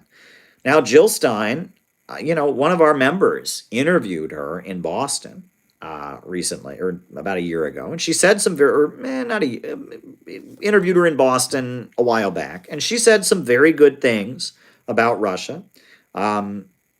She is critical of Israel and its atrocities against the Palestinians, and neat. She spoke at Rage Against the War Machine. That was great. Good for her. I tend to have a somewhat positive feeling about Jill Stein. Of course, there's room for criticism there, but look, we don't endorse any candidate at the Center for Political Innovation. We are not an election group. We have no interest in. We don't run people for office. We don't endorse candidates. We don't campaign for anybody. Some members of our group really like different candidates, and they have the right to do it. But yeah, we don't. But we want to be able to speak and engage with people from all dissident communities, including Trump. Right? That includes the Trump community. Right? We want to engage with Trump supporters, as well as Cornel West supporters, as well as who else? Marianne Williamson supporters, as well as RFK supporters, etc. We want to be able to engage with people from different communities. That is what we want to do.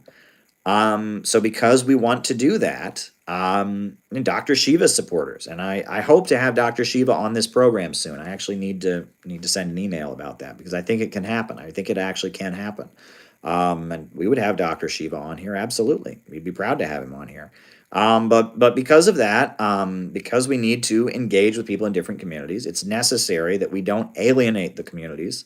And that the internet, in my opinion, is just a factory of criticism, right? And criticism is good, but not all criticism is meant to be public, right? Not every negative thing or negative thought you might have about somebody belongs on the internet for the whole world to see. That's number one. Number two, and this is also important, that it's very important that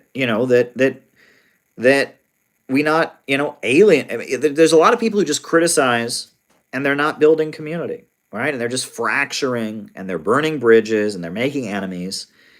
And in the real world, you don't gain anything by making enemies. You gain stuff by making friends, right? That is what you do. You gain stuff by making friends. Okay?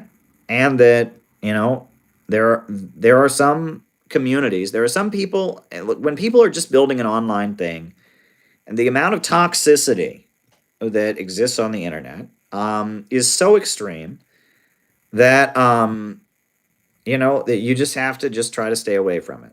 So that's what I would urge people to do, right? Again, and if people have more super chat questions, happy to answer them. But yeah, Jill Stein may run again. Now, Gabby, the next super chat is from Gabby. She says, "Preach, God bless America." Well, thank you, Gabby. We're doing the best we can. I'll be back on here tomorrow and on Monday probably a little bit, and then I'm heading out of the country, but I'll be back. I'll be back. I must say, I'll just be honest with you all, right? In case you can't tell, these are a little bit rough times for me, right? We're putting everything we got into our conference in Portland, and a lot of things lately have been straining on me.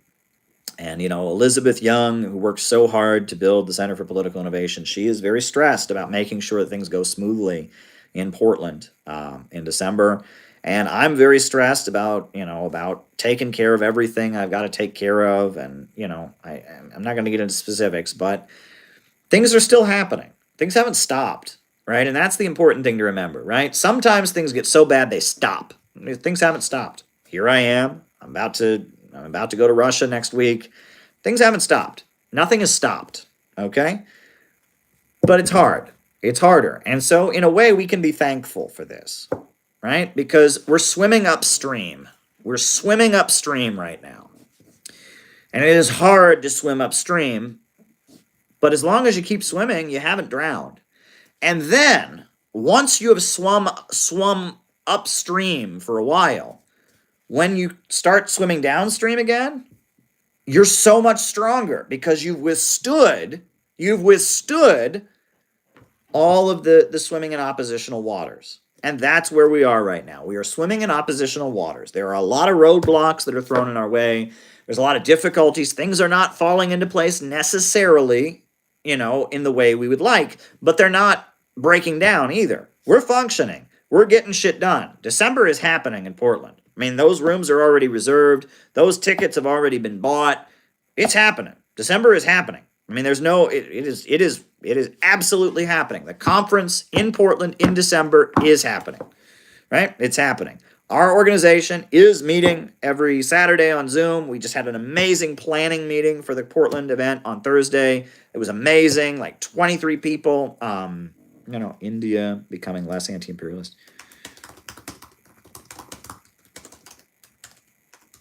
Oh, and just got back from a Halloween trip to Salem, Massachusetts Witch Museum. All right. Writing it down.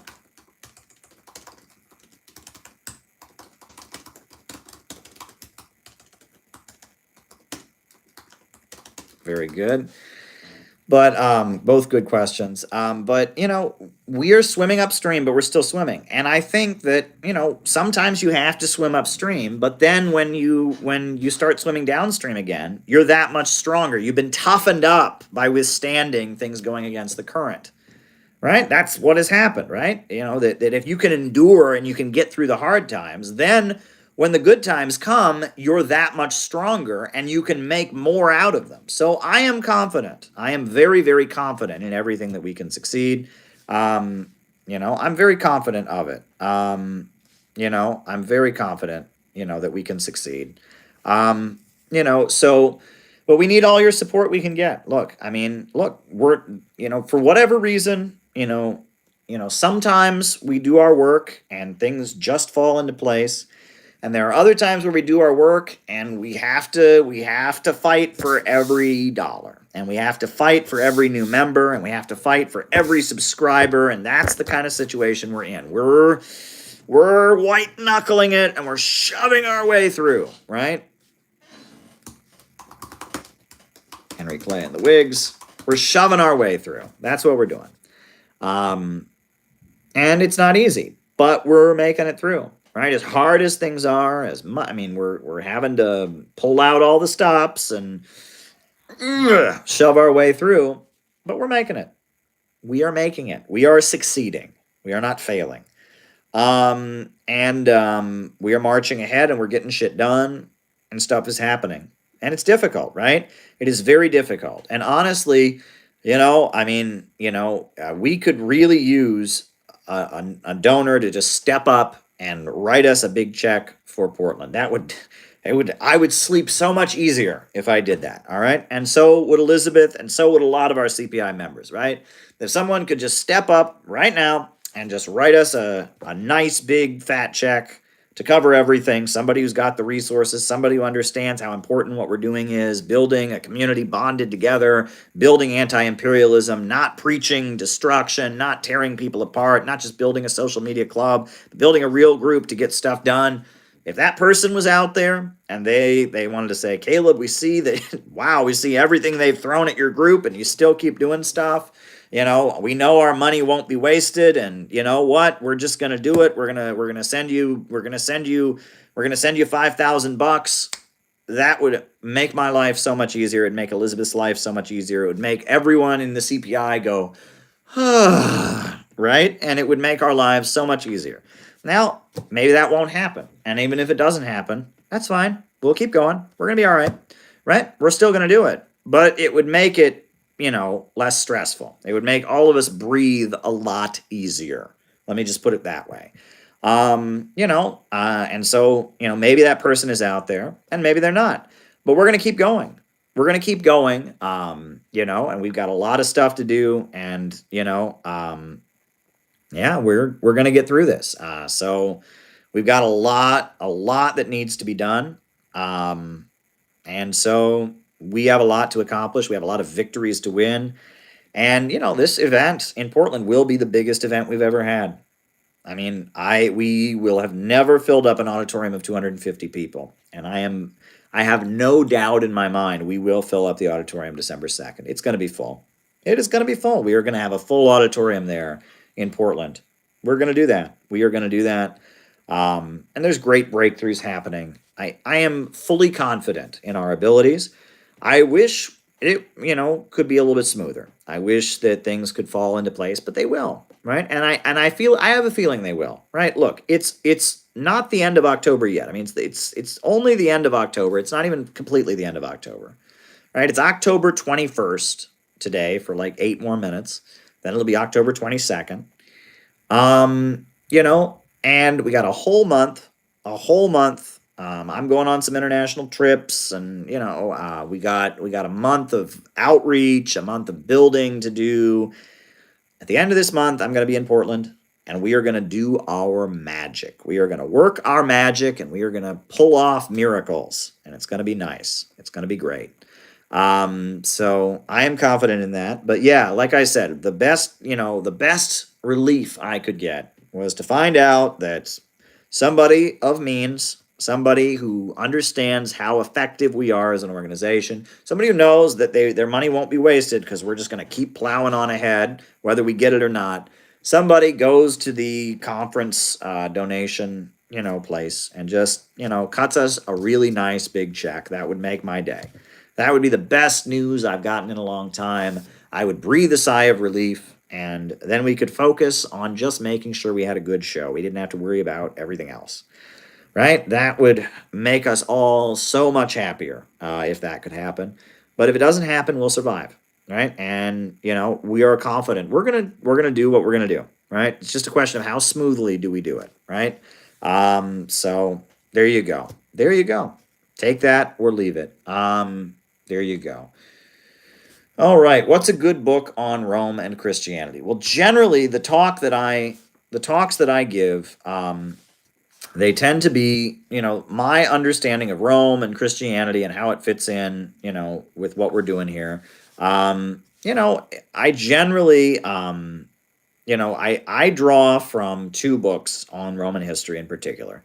The first is called The Foundations of Christianity by Karl Kautsky.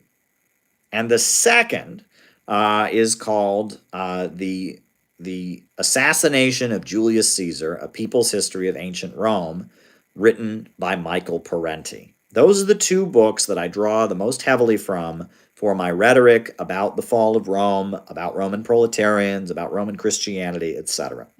So those are the 2 books I would recommend. History of The Assassination of Julius Caesar by Michael Parenti, and secondly, The Foundations of Christianity by Karl Kautsky. So there we go. There we go. I hope those 2 answers were helpful. So there we go. All right. Why is it in America that we're obsessed with labels? Well, Peter Coffin, who I gain more respect for every day. He has, shown me the ropes, and he's been through a lot, and he's a great filmmaker and a great comedian, and he's a great person in so many ways. Peter Coffin has written a lot about fandoms and commodified identities. Gabby's right, by the way. You want to learn about ancient Rome? Read about it in our textbook, right? We talk about it in our textbook. Absolutely. A lot about ancient Rome and stuff like that in our textbook. But Peter Coffin has talked about how fandoms are like a commodified identity, right? It's like you can say I am this, and then you buy certain consumer goods, and it like feeds your identity, right? And this was a big thing in the 90s. You had goths, you had punks, you had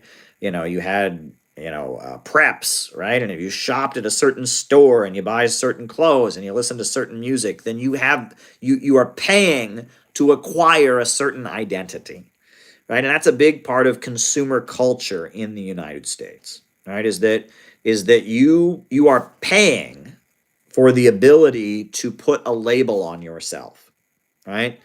And that's a big, big part, and in politics too, right? I mean, you think about what a Republican is, right? A Republican owns a lot of guns. A Republican listens to country music. They watch Fox News. That it's a pattern of consumer behavior that reinforces in the mind of the consumer, I am this, right? I am a conservative, so I consume Fox News, I consume country music, I purchase and consume firearms, and it's very, very, very similar to this labels thing you're talking about, right? That a lot of this is very much about capitalist marketing and how capitalist marketing has developed. So that might be why people are obsessed with labels, right? That's part of it. The other thing is that there are some things in life, especially nowadays, that don't fit old categories. That just don't make any sense. Right? There are a lot of things that come along that just, well, this isn't an elephant and this isn't a donkey. So what is it? Right? Or this isn't a rabbit, right? This isn't a rabbit. This isn't a muskrat. This isn't a rat. What is it? Right? It's like there's a lot of things that happen, right? Where we're almost like a biologist or a naturalist, and we see an animal we've never seen before, and we have to go, what is that? What is it? What is it? And we want to be lazy, right? And so you come along and you're like, I've discovered a new animal. You say to the other biologist, they're like, well, does it have 2 ears? Does it have fur? It's a rabbit. You're like, no, it's not a rabbit. I know what a rabbit is, but it's not exactly a rabbit. I mean, it does have 2 ears. It does have fur, but it doesn't jump around, and it's a little bit bigger. No, it's a rabbit. 2 ears, fur, that's a rabbit. It's a lazy way of understanding things. There's a lot of new animals in the forest these days, right? And we are a new animal. Like, let's be real, right? Part of me, I admit, yes, we are continuing the tradition of William Z. Foster. We are continuing the tradition of the new communist movement of the 1970s. But you know what? Christianity and the Bible is a big part of it. And the new communist movement of the 1970s and Gus Hall and the Communist Party didn't believe in the Bible. But the Bible is a big part of, the city building tendency, ancient Rome, all this stuff. This book is full of stuff that wasn't part of their tradition. And, like this Yankee and Cowboy War, that analysis where we talk about the division in the ruling class and the lower levels of capital and the synthetic left, that's all new stuff, right? William Z. Foster didn't talk about that stuff. Gus Hall didn't talk about that stuff. The new communist movement in the 1970s didn't talk about that stuff. They may have alluded to similar things, but it was a whole different thing than what we're saying, right? This is all new stuff. We are a new animal. We are a new animal. However, if you don't want to do the work of learning what the new animal is, you just sit there and you're just like, oh, it's got scales, it's on the ground, it's a snake. And you're like, wait, but it's got scales and it's on the ground, but it's also got feet. It can't be. No. Scales, snake. It's a snail. Scales on the ground. That's a snake. And you're just like, and these people don't want to do the work. They want to be able to just, oh, it's got 2 ears. It's got fur. It's a rabbit. End of discussion. No, this is a new animal. We are a new animal. And we're not the only ones around. There's a lot of new stuff happening right now. We are in a new political situation right now. The United States is in a new political crisis. The global economy is facing a new situation because of alternative energy. And you can't just go around with your guidebook saying, well, that's a rabbit, that's a donkey, because there's a lot of new animals running around, including us. And the labeling is an expression of laziness. It is laziness, right? It is just people being lazy. And they have a guidebook, a very outdated guidebook. And so that's what I think the labels thing is. There's a lot of that, right? I mean, look, the Umberto Eco checklist of what fascism is one of the dumbest lists I've ever seen. Literally anything that is collectivist or authoritarian is fascist, right? No, it's not. I mean, you look at, what is the Umberto Eco? Let's just take it apart. What is the Umberto Eco list of what fascism is? Umberto Eco fascism checklist. Let's just read it. Now let's go through how dumb this list is. And all these people think they're so smart because we can follow the Umberto Eco list. Let's just go through this list and talk about how dumb this checklist is. Right? A cult of tradition. Right? A cult of tradition. Right? One has to look at the symbols of every fascist movement. What does that mean? Christianity has tradition in it. Buddhism has tradition in it, right? Hinduism has tradition. I mean, the Catholic Church, a cult of tradition. Every cult of tradition is fascist. Traditions are just how we live our lives, right? Traditions are what people do. After someone sneezes, you say, God bless you. Is that fascist? Well, that's a tradition, right? Why do we say goodbye? Did you know this? Why do we say that? When someone's leaving, you say goodbye. What does that mean? Well, in old-fashioned English, in very old English, when someone was leaving, you would say, God be with you. And in old-fashioned English, that got shortened to goodbye. God be with you. Right? It's short for God be with you. So is saying goodbye fascist? That's a cult of tradition, right? That's a religious tradition, right? I mean, that's a stupid thing. Cult of tradition. Tradition is literally, why does this book open on one side? Why does this book have a table of contents in the front rather than in the back? I mean, cult of tradition, really, right? That means nothing. 2, rejection of modernism. Well, that's stupid because Mussolini was super modern, right? The Mussolini fascists called themselves futurists. And they were obsessed with science fiction and the future. Read about futurism, the artistic movement through which the Mussolini fascist movement of Italy drew the most was futurism, which was all about science fiction and machinery. And it was not a rejection of modernity. It was a celebration of modernity. And in fact, fascism is considered a modernist political movement. So the idea that fascism is a rejection of modernity, that's just idiotic. Fascism is a form of modernity. Modernist political movements generally include communism, liberal democracy, fascism, social democracy. So that's just dumb right there. Number 2, rejection of modernism. Italian fascism did not reject modernism. It embraced modernism. So there you go. Right? And fascism is considered a modernist political movement. That's wrong. 3, a cult of action for action's sake. Right? And it says here action's sale, which is a bad typo, but action's sake. What does that mean, action for action's sake? I mean that's George Sorel, right? It's like the glory of speed, the glory of action. I mean, yeah, okay, that's an element of fascism. But I mean, there's leftist movements that have done that too. Right? Sam Marcy used to say socialism is as socialism does. And, the people that believe in let's get things done, That's a part of some fascist movements. They have a worship of speed, but generally that speaks to people when they're in bad conditions, right? You know, what Bill Clinton, when he was running for president, he would say, help is on the way. Help is on the way. You know, when people are suffering, they want shit to get done. So, you know, that's every serious, if people are suffering, if people are unemployed, you know, and you're a president, you're like, I'm going to take action for jobs. I guess you're a fascist, right? If people are hungry, you can say, I'm going to take action to feed people. I guess you're a fascist, right?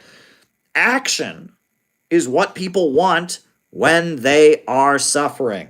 So, you know, I mean, yeah, we call for a government of action because generally people who are suffering want action on the part of their leaders to fix it, right? And I mean, there you go. I mean, if that's fascist, disagreement is treason. I'm sorry, what are the Democrats accusing the Republicans of right now? Russiagate, right? Donald Trump is committing treason. Donald Trump, what do they want him charged with? Treason. Sedition, right? I mean, that's a big part of the Democratic Party's rhetoric. Are they fascist? Some kind of. The Republicans are also fascist. People accusing other people, accusing the other side of being traitors to the country is one of the most normal aspects of political slurs. Trump supporters are called traitors by Democrats, Republicans, and Trump supporters called Democrats traitors. Communists were called traitors during the McCarthy era. I mean, people calling each other traitors in politics. That's just standard political mudslinging, right?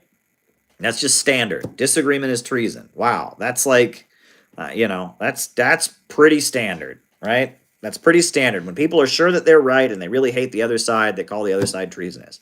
The idea that is a list of fascism is really, that being on here, disagreement is treason.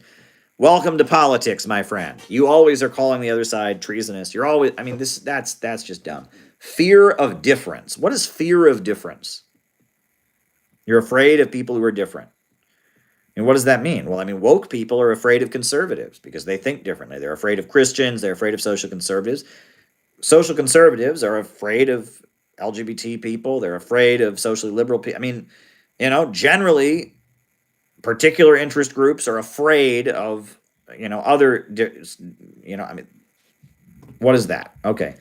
Oh, this is great. Appeal to social frustration. Appeal to social frustration. Seriously. Right? I guess we can't, hey, if you're mad about unemployment, we can't have protests around that because that would be appealing to your frustration about a lack of jobs. If you want Medicare for all and you're frustrated about medical debt, can't do that. That's fascist. We'd be appealing to your frustration with medical. I mean, this is dumb. Appeal to frustration. That's standard politics. If people are frustrated about a problem, they want action on the part of leaders to fix it. This is like dumb. This is any political leader. Like, this is a dumb list. This is getting dumb. The enemy is both weak and strong, right? That's standard too, right? They portray the enemy as weak, but then the enemy is also strong and everywhere and must be defeated. That's standard, right? Conservatives think the Democrats are all powerful, but also think they're a bunch of weaklings. Right? Democrats think Donald Trump is this all-powerful evil dictator, but yet he's also weak and has a small penis. This is standard. This is standard political rhetoric, right? Generally in politics, this is true. It's a standard flaw in political rhetoric is that you portray your opponent as all-powerful, and that's why they're so dangerous, and that's why they represent everything people are mad about. You also portray them as weak because you represent strength. That's just standard political rhetoric that every side engages in. This is a dumb list. Pacifism is trafficking with the enemy. Well, that's what they accused the Republicans of, right? The Republicans, because they didn't want war with Russia, they were aligned with Russia, right? That's what they're accusing. Now the right are accusing, people who who want a ceasefire now. They're accusing them of being agents of Hamas. Again, just standard political rhetoric. Contempt for the weak. That's Ayn Rand and all of that, but I don't like that stuff, right? I mean, yeah. But then again, there's also this belief the followers see themselves as weak and want the strong mass movement to defend them. So it's contempt for the weak, but it's also, perceiving yourself as weak and the political leaders as being savior. This doesn't make any sense.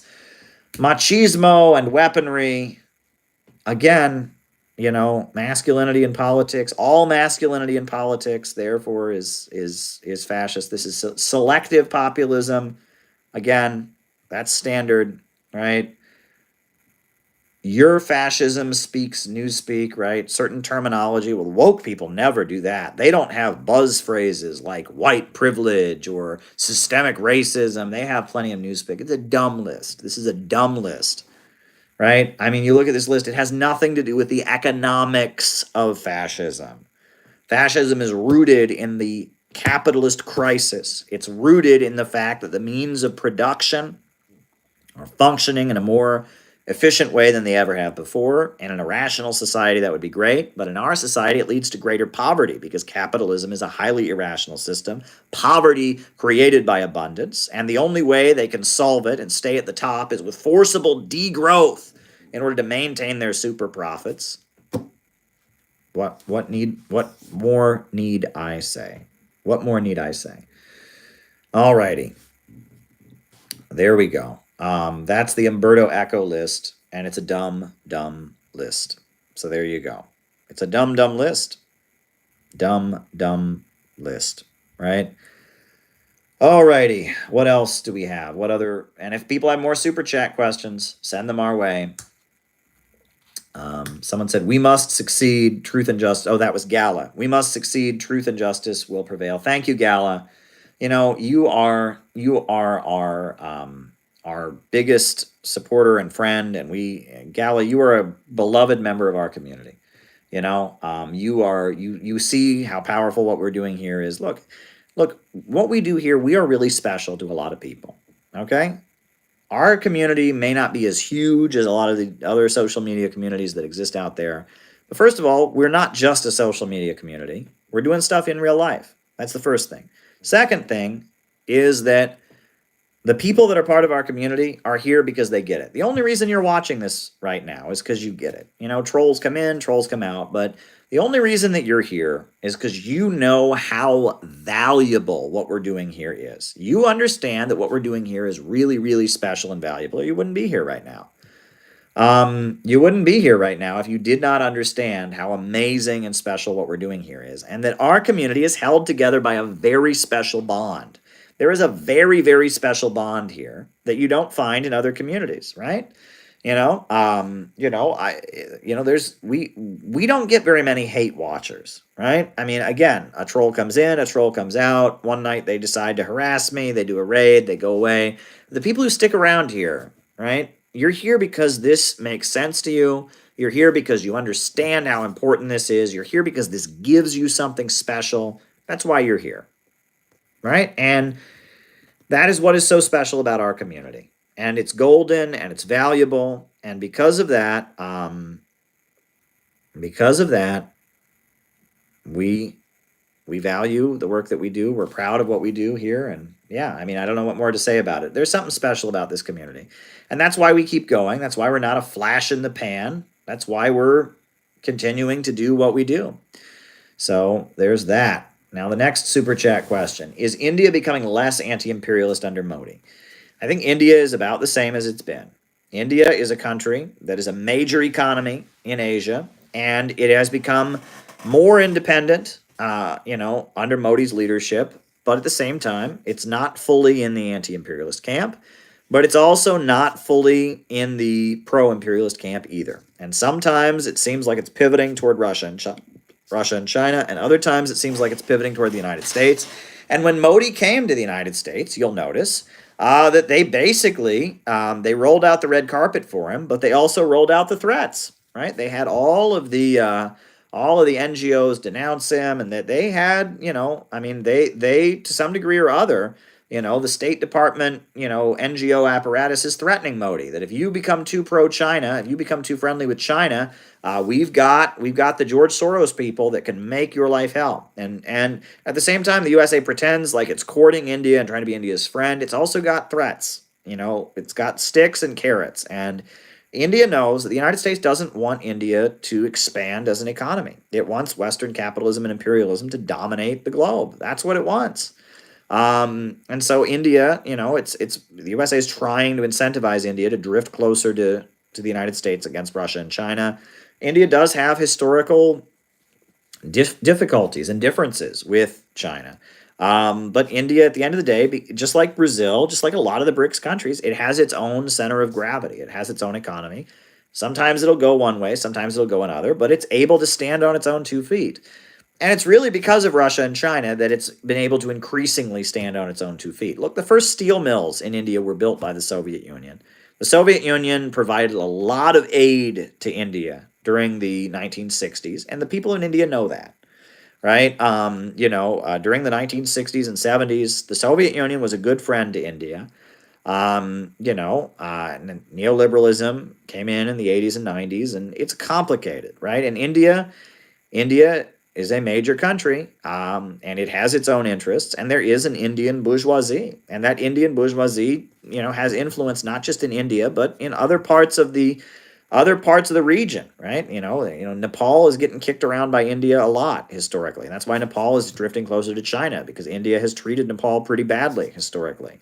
Bangladesh, other countries, they've gotten kicked around by India. India throws its weight around, right? So I don't think India is an imperialist country, right? There was a communist party in India, a group called the Socialist Unity Center, the followers of Shivdas Ghosh.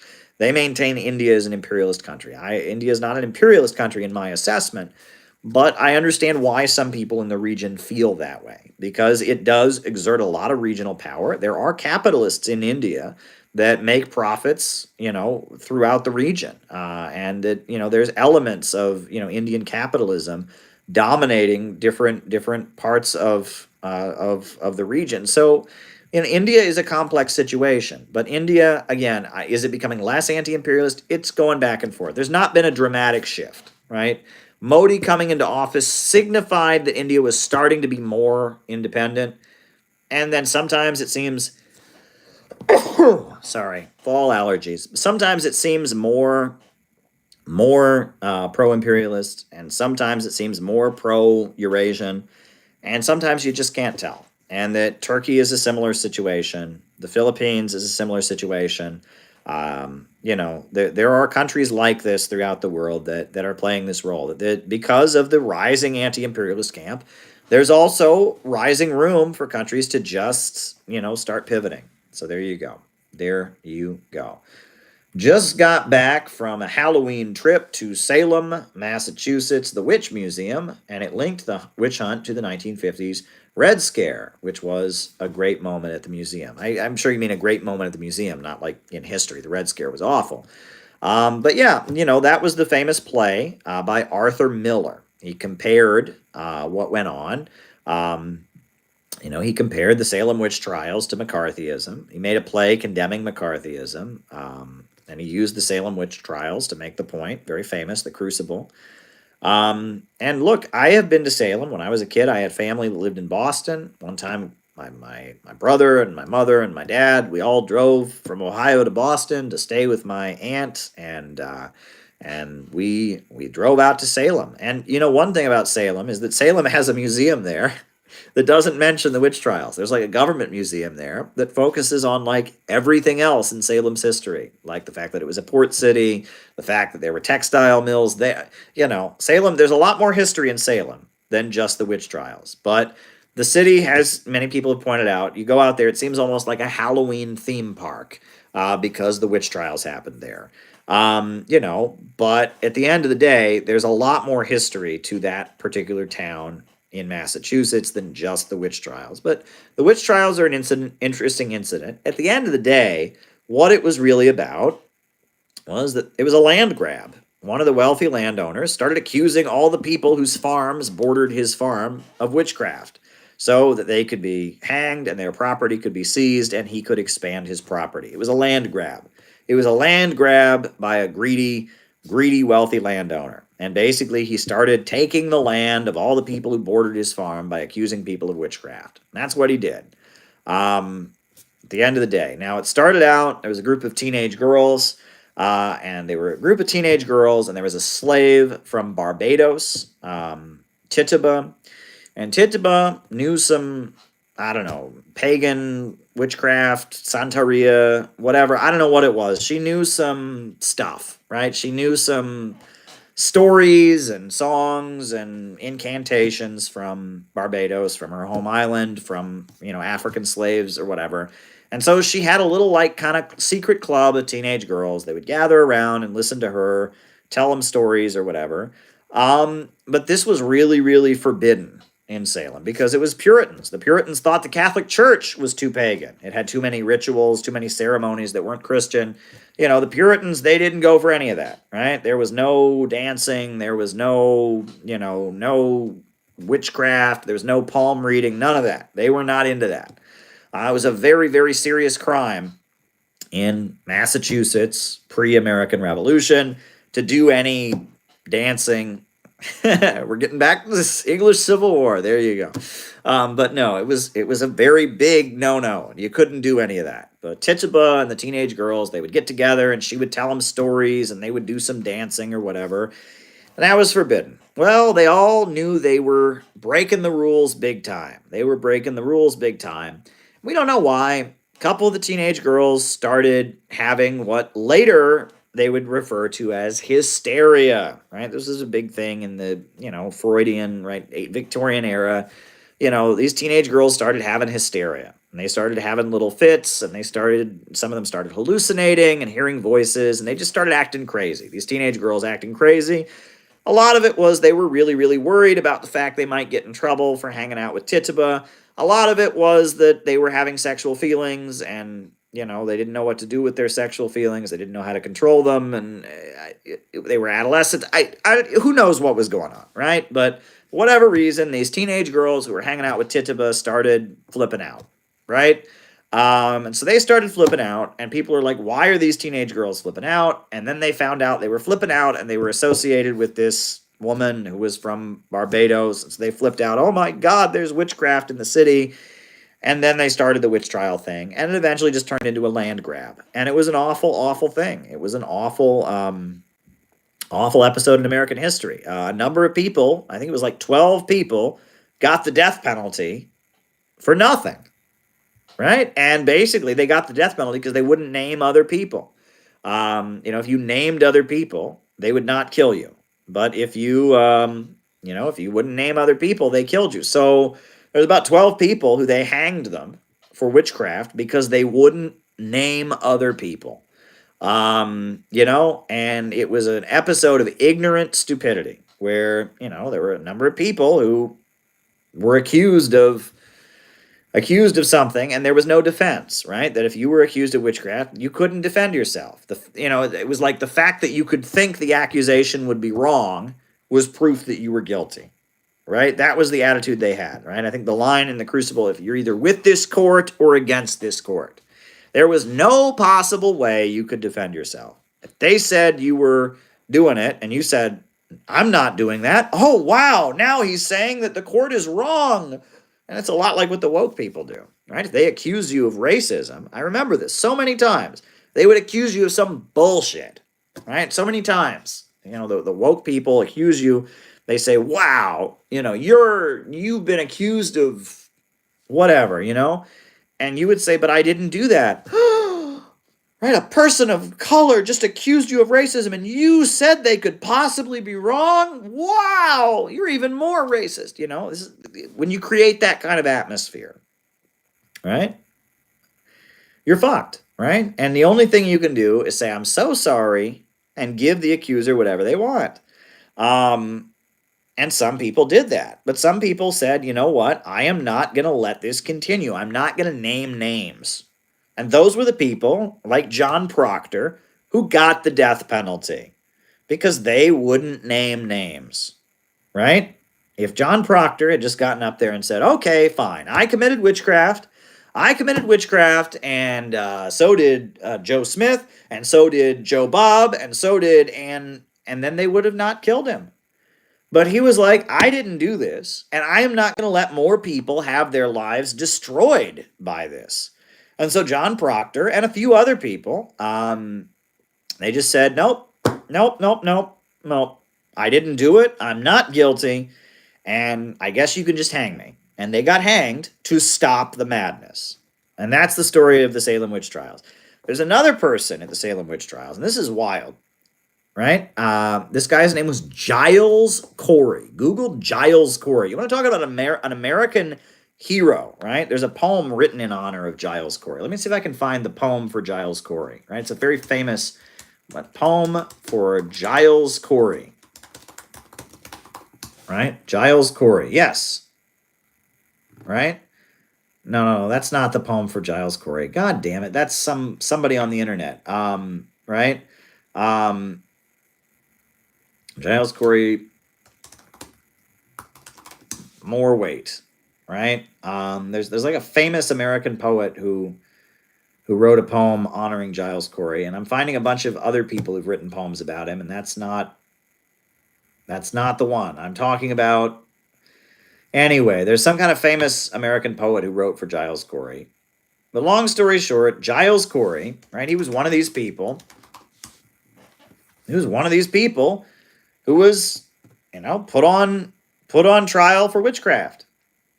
And they asked him, "Do you plead guilty or do you plead innocent?" And he knew that if he entered a plea, and this is a weird aspect of the law, once he pleaded, then he could be found guilty, and then they could take his land. And he wanted his kids, his children, to inherit his land when he died. Okay? He wanted his children to inherit his land. He didn't want them to take his farm from him when he died. He knew once they accused him of witchcraft, he was fucked. You're fucked, right? You're fucked once you're accused of witchcraft. But he didn't want them to take his land. He wanted that when he died, his kids would get his land. However, if he was found guilty, if you're found guilty of a crime, they take your land. So they asked him when he went before the court, "Do you plead guilty or not guilty?" And he said, "I refuse to plead." Famously said, "I refuse to plead." And so under English law, if you didn't plead, if you refused to plead, they put weights on top of you. They put you on the ground and they put weights on top of you until you pleaded. And he wouldn't plead. And they just kept putting weights on top of him until finally he was crushed to death. But when he died, because he had never been convicted, because he didn't enter a plea, his kids got to keep his land. You want to talk about a fucked up situation? That was Giles Corey. He said, "They've accused me of witchcraft. I'm screwed, but I want my kids to get the land when I die." And so they just started putting weight on there. And he just said, okay. And his last words, the last words of Giles Corey was, "More weight. More weight." Those were his last words. Famous last words. More weight. So there you go. It is one of the most ugly stories from the Salem witch trials. But yeah, Giles Corey is kind of a hero because he refused to plead and his kids still got his land. So there we go, right? He was crushed to death, right? That's an American hero, Giles Corey, who stood up to the witch court, right? He knew that they would screw him, right? And yeah, there you go. There you go. Right. How many people actually died at the Salem witch from the Salem witch trials? What was the death toll? I believe it was like 12 people that were executed. Maybe it was more than that. It was a number of people got executed, and the whole thing was just bullshit. And it was an embarrassing episode, right? And it was a big influence on the American legal system, right? Is that we determined with our legal system that we would never allow something like that to happen again. You wouldn't be allowed to try someone twice for the same crime. People would be allowed. I mean, a lot of what developed with the American legal system was because, and part of this is just capitalism, right? Part of this is that as capitalism emerged, the capitalists did not want one capitalist to be able to take their property, right? And so part of the social contract we developed after the American Revolution, part of the legal system we developed, was an attempt to protect at least capitalists from other capitalists, right? So there you go. There you go. There you go. Alrighty. I can't find the number who died, but yeah, it was a pretty awful incident, the Salem witch trials. But it was a big influence on American history. And I would argue that wokeism is a lot like the Salem witch trials in that you can't defend yourself. Once they accuse you of something, once they cancel you on the internet, you're fucked, right? once you're canceled, nobody on Twitter ever goes, oh, you didn't do it. Oh, we're sorry. Never, never, never, never. Once you're canceled, the cancel machine just proceeds, right? And many people do not understand this. Go and watch The Crucible. I think if you want to understand cancel culture, right, and why our American republic and everything that we're about has been designed to oppose cancel culture, go and watch The Crucible. Because The Crucible is about cancel culture, right? Once the Salem witch trials accused you of witchcraft, you're fucked, right? And that's how cancel culture is. Once they accuse you, once the big accounts start accusing you on Twitter of being a racist, even if you're completely innocent, nobody ever goes, oh, he didn't do it, we're sorry. Never. Never, never, never, never. No, the cancel machine starts, you're bad, you're a bad person, and it just starts. It's the same. It's the same as the Salem witch trials. And, right, when you're canceled, right, the only thing you can do is go, I'm so sorry. And then let them do it to other people, right? And by doing that, you're feeding the mob. You're making it worse. And so there's been people like me and people like Peter Coffin that have just said, no, we're not going to do that. No, I'm not going to not wave the American flag. No, I'm not going to not do that. No, I'm not going to not talk to Dugan. No, I'm not going to not. No. You just have to. The only thing that stops cancel culture is when people come forward and say, no, we're not going to go along with it. That's the only thing that stops it. That's the only thing that stops it. Right? I'm not going to disavow and disassociate. I'm not going to turn on my friends. When social media goes into an overdrive going after somebody and they're my friend, I'm going to stand by them. That's the only thing that stops it. And that's the only thing that stopped the Salem witch trials. When people just said, I didn't do it. And you know what? I'm not going to name names. I'm not going to surrender. I didn't do it. You can hang me if you want. Or Giles Corey, I'm not going to plead. You can press me to death. And people just said, you know what? We're not going to keep this going. We're not going to feed the machine. That's the only way this stops, is people have to stop apologizing. They have to say, I'm not sorry, right? I'm not sorry. And many people have pointed out that, like the Salem witch trials, the canceled become cancelers. It's one of the saddest things. Certain people, not going to mention their names because they're not important, have it in their head when they're getting canceled. If I just denounce this other person, it'll stop. No, it won't. Oh, that's so cute. That's so cute. They're coming after you and they're harassing you and they're running your name through the mud. So you think that if you just start attacking other people, that'll help you. No, it won't. I'm sorry. No, it won't. No. It'll only make it worse because, see, now they know that they can control your behavior, my dear. And that is one of the, it's a sad thing, right? Someone's getting canceled. They're coming after them. They're calling them this. And then they have, I'm going to go after this other person. Yeah, doesn't help. The mob never goes, he's going after someone else. Oh, now we like him. Doesn't work that way. Doesn't work that way, right? The only thing that will stop cancel culture is people toughing it out. People just saying, fuck you guys. That's the only thing that'll stop cancel culture. That's the only thing that'll stop it. And if you don't have the strength to do that, right? Don't. I encourage people, and I will say this. I do encourage you to take lengths to protect your identity, right? I mean, I'm out there. People know who I am, but I encourage people, and I do encourage people, and I would never be insensitive and say to people, you just have to put your actual name and face out there. No, I think it's a good idea to adopt a different name to do this. None of the bread tubers go by their actual legal name, right? I would encourage people to take on a political name, right? To create a layer. I think that's a good idea. There are things you can do, and I would encourage people to do that. But at the same time, right? I mean, yeah, there you go. Alrighty. What other super chats do we have here? I've only got one, and it's on Henry Clay and the Whigs, and I just don't know enough to really comment on it, right? I mean, Henry Clay advocated some more industrial economy, was critical of the British imperial economics to some degree or other, but I don't really know enough about it. I don't really know enough about it, honestly, to give you like a thorough answer that will give you, the satisfaction that you want. I just don't know enough about it. I really don't know enough about Henry Clay and the Whigs to give you the answer that you're looking for.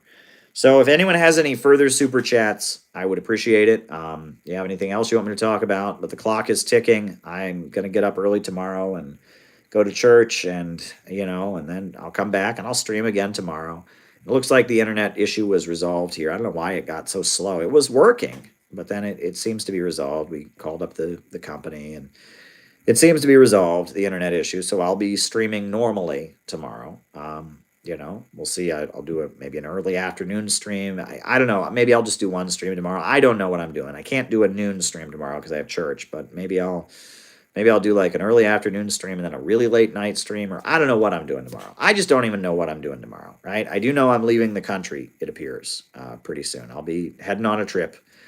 I'll be heading out of town. I'm going to Russia for like a week. I'll tell you more about that when I'm back. It's not a secret or anything. It's not like a secret, yes, and our secret plan. It's nothing like that, right? It's just, it's just a routine trip. A lot of people know what it's about already. And hopefully after I come back, I can tell you a lot more about it. But headed out of town.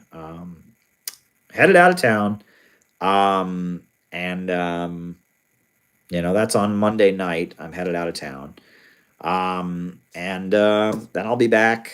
Is Shia Islam more revolutionary than Sunni? Well, Gleb, again, I appreciate you asking that question, Gleb. And look, lately I've had to do this a lot. A lot of people have asked me questions like that. Now, Gleb, I have been to Iran, and I have a deep spiritual attachment to the revolutionary Shia tradition.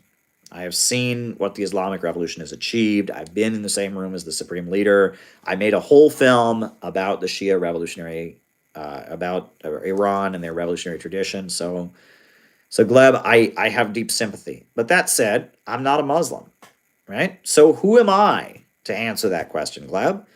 I'm a Christian, right? Now, I know a lot about Shia Islam because I spent time over there, but I'm not Shia, so I don't know as much about it as someone for whom that it's their actual faith, number one.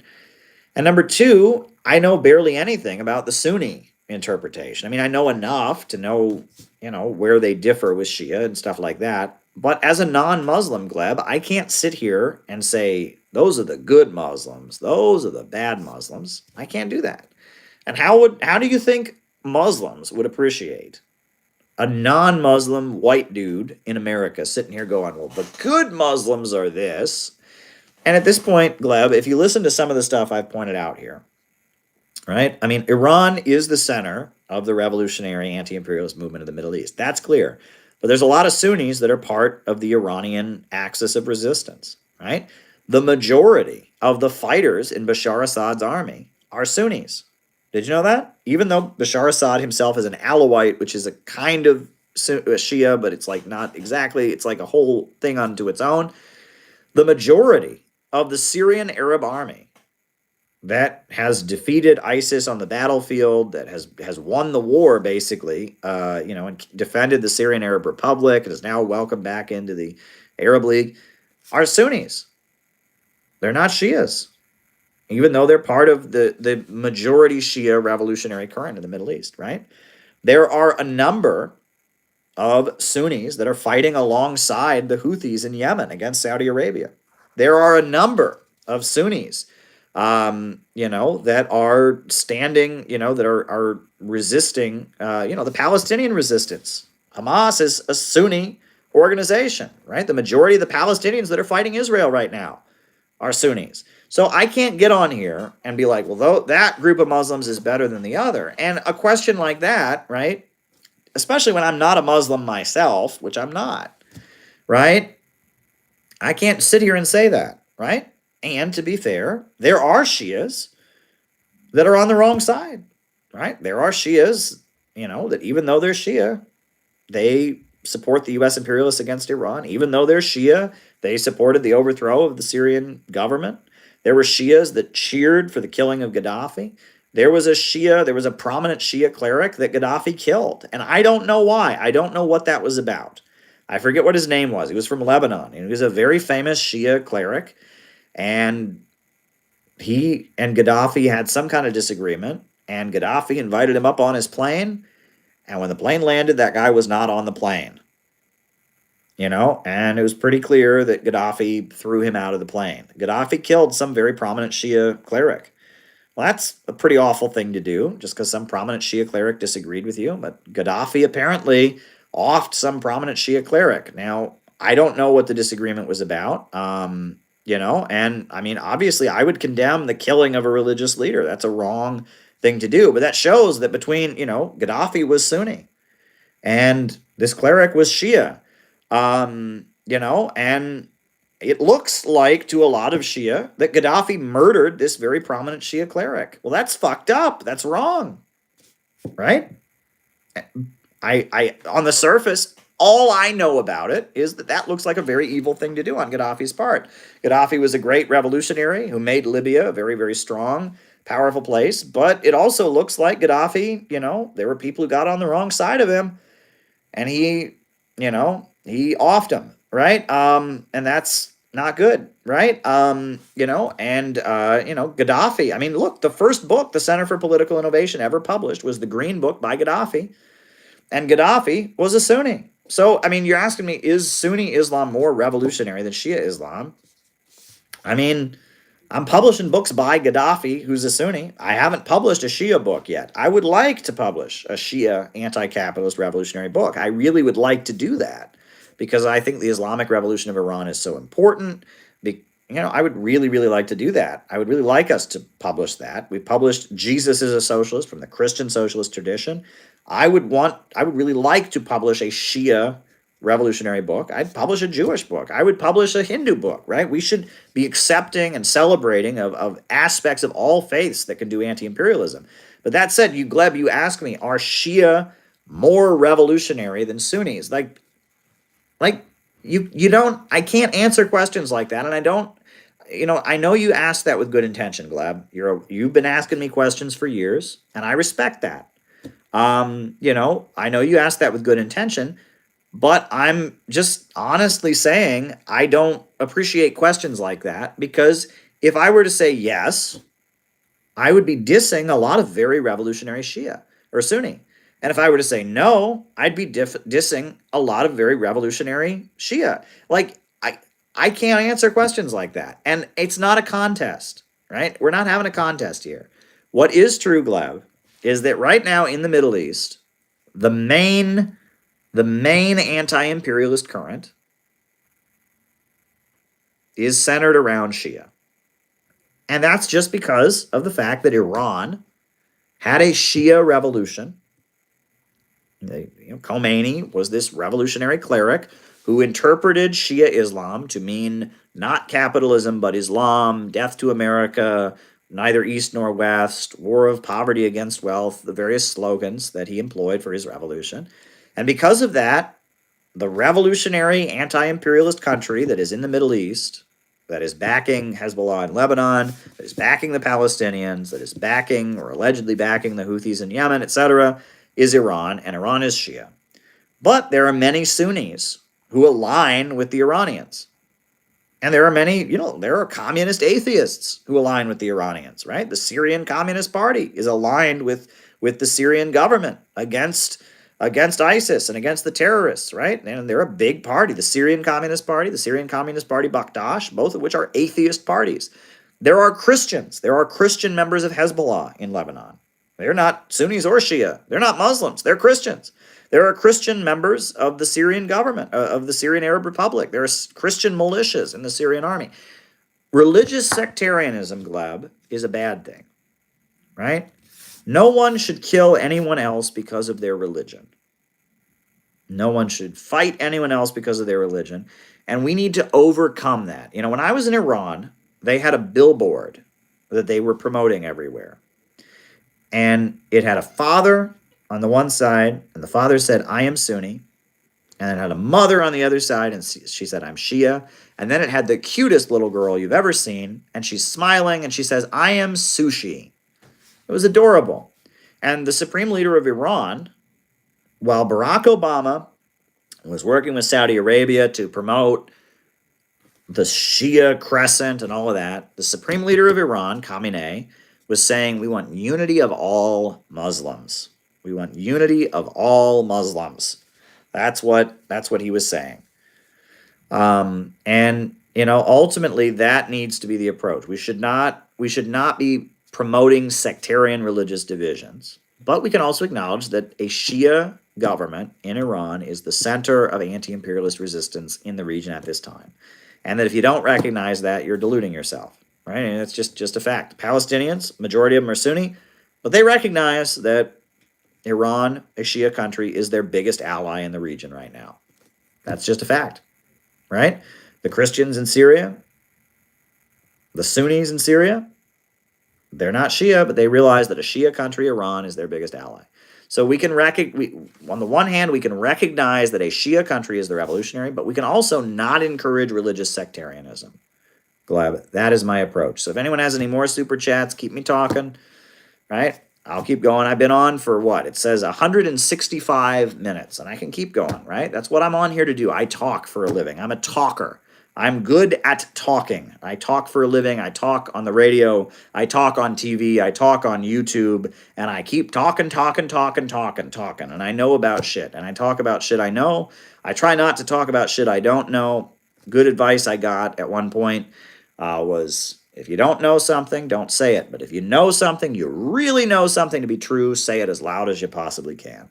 Good about it advice. I try not to say things that I don't know. Right? And that's a problem. You have, the kind of bullshitting, right? People learn the art of bullshitting. You don't want to be a bullshitter, right?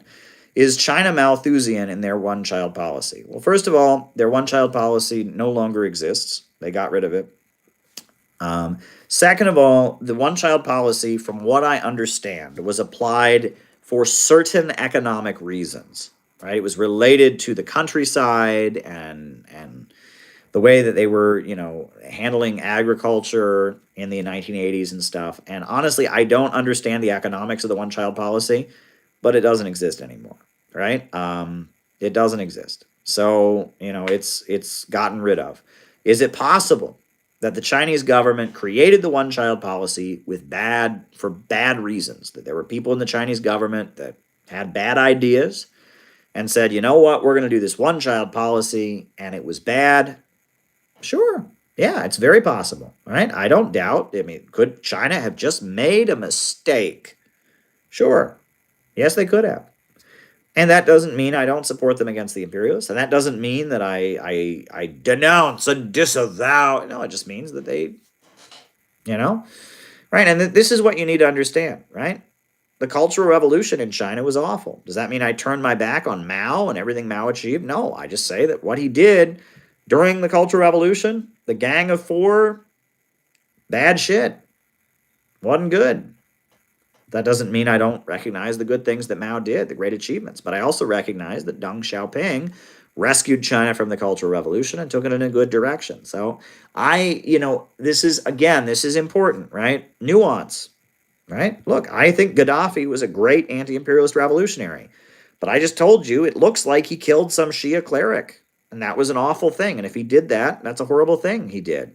So, there is nuance in politics, right? We want to think in terms of black and white. A lot of times we're very tempted to think these are the good guys, these are the bad guys. There tends to be nuance in politics. There tends to be nuance. And you just got to keep going. There you go. I don't know what more to be said about it. So there you go. But I guess it is getting late. So I'll be back tomorrow. I will be back tomorrow. So I wish you all the best. And yeah. Talk to you soon. We'll do the mantra. A new upsurge in the struggle against U.S. imperialism is now emerging throughout the world. Ever since World War II, U.S. imperialism and its followers have been continuously launching wars of aggression, but the people of various countries have been continuously waging revolutionary wars to defeat their aggression.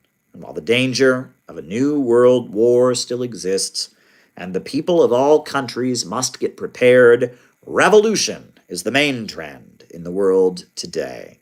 And while the danger of a new world war still exists, and the people of all countries must get prepared, revolution is the main trend in the world today. All right, everybody, I'll be back. Be back tomorrow. Talk to you soon. Good night. Good night.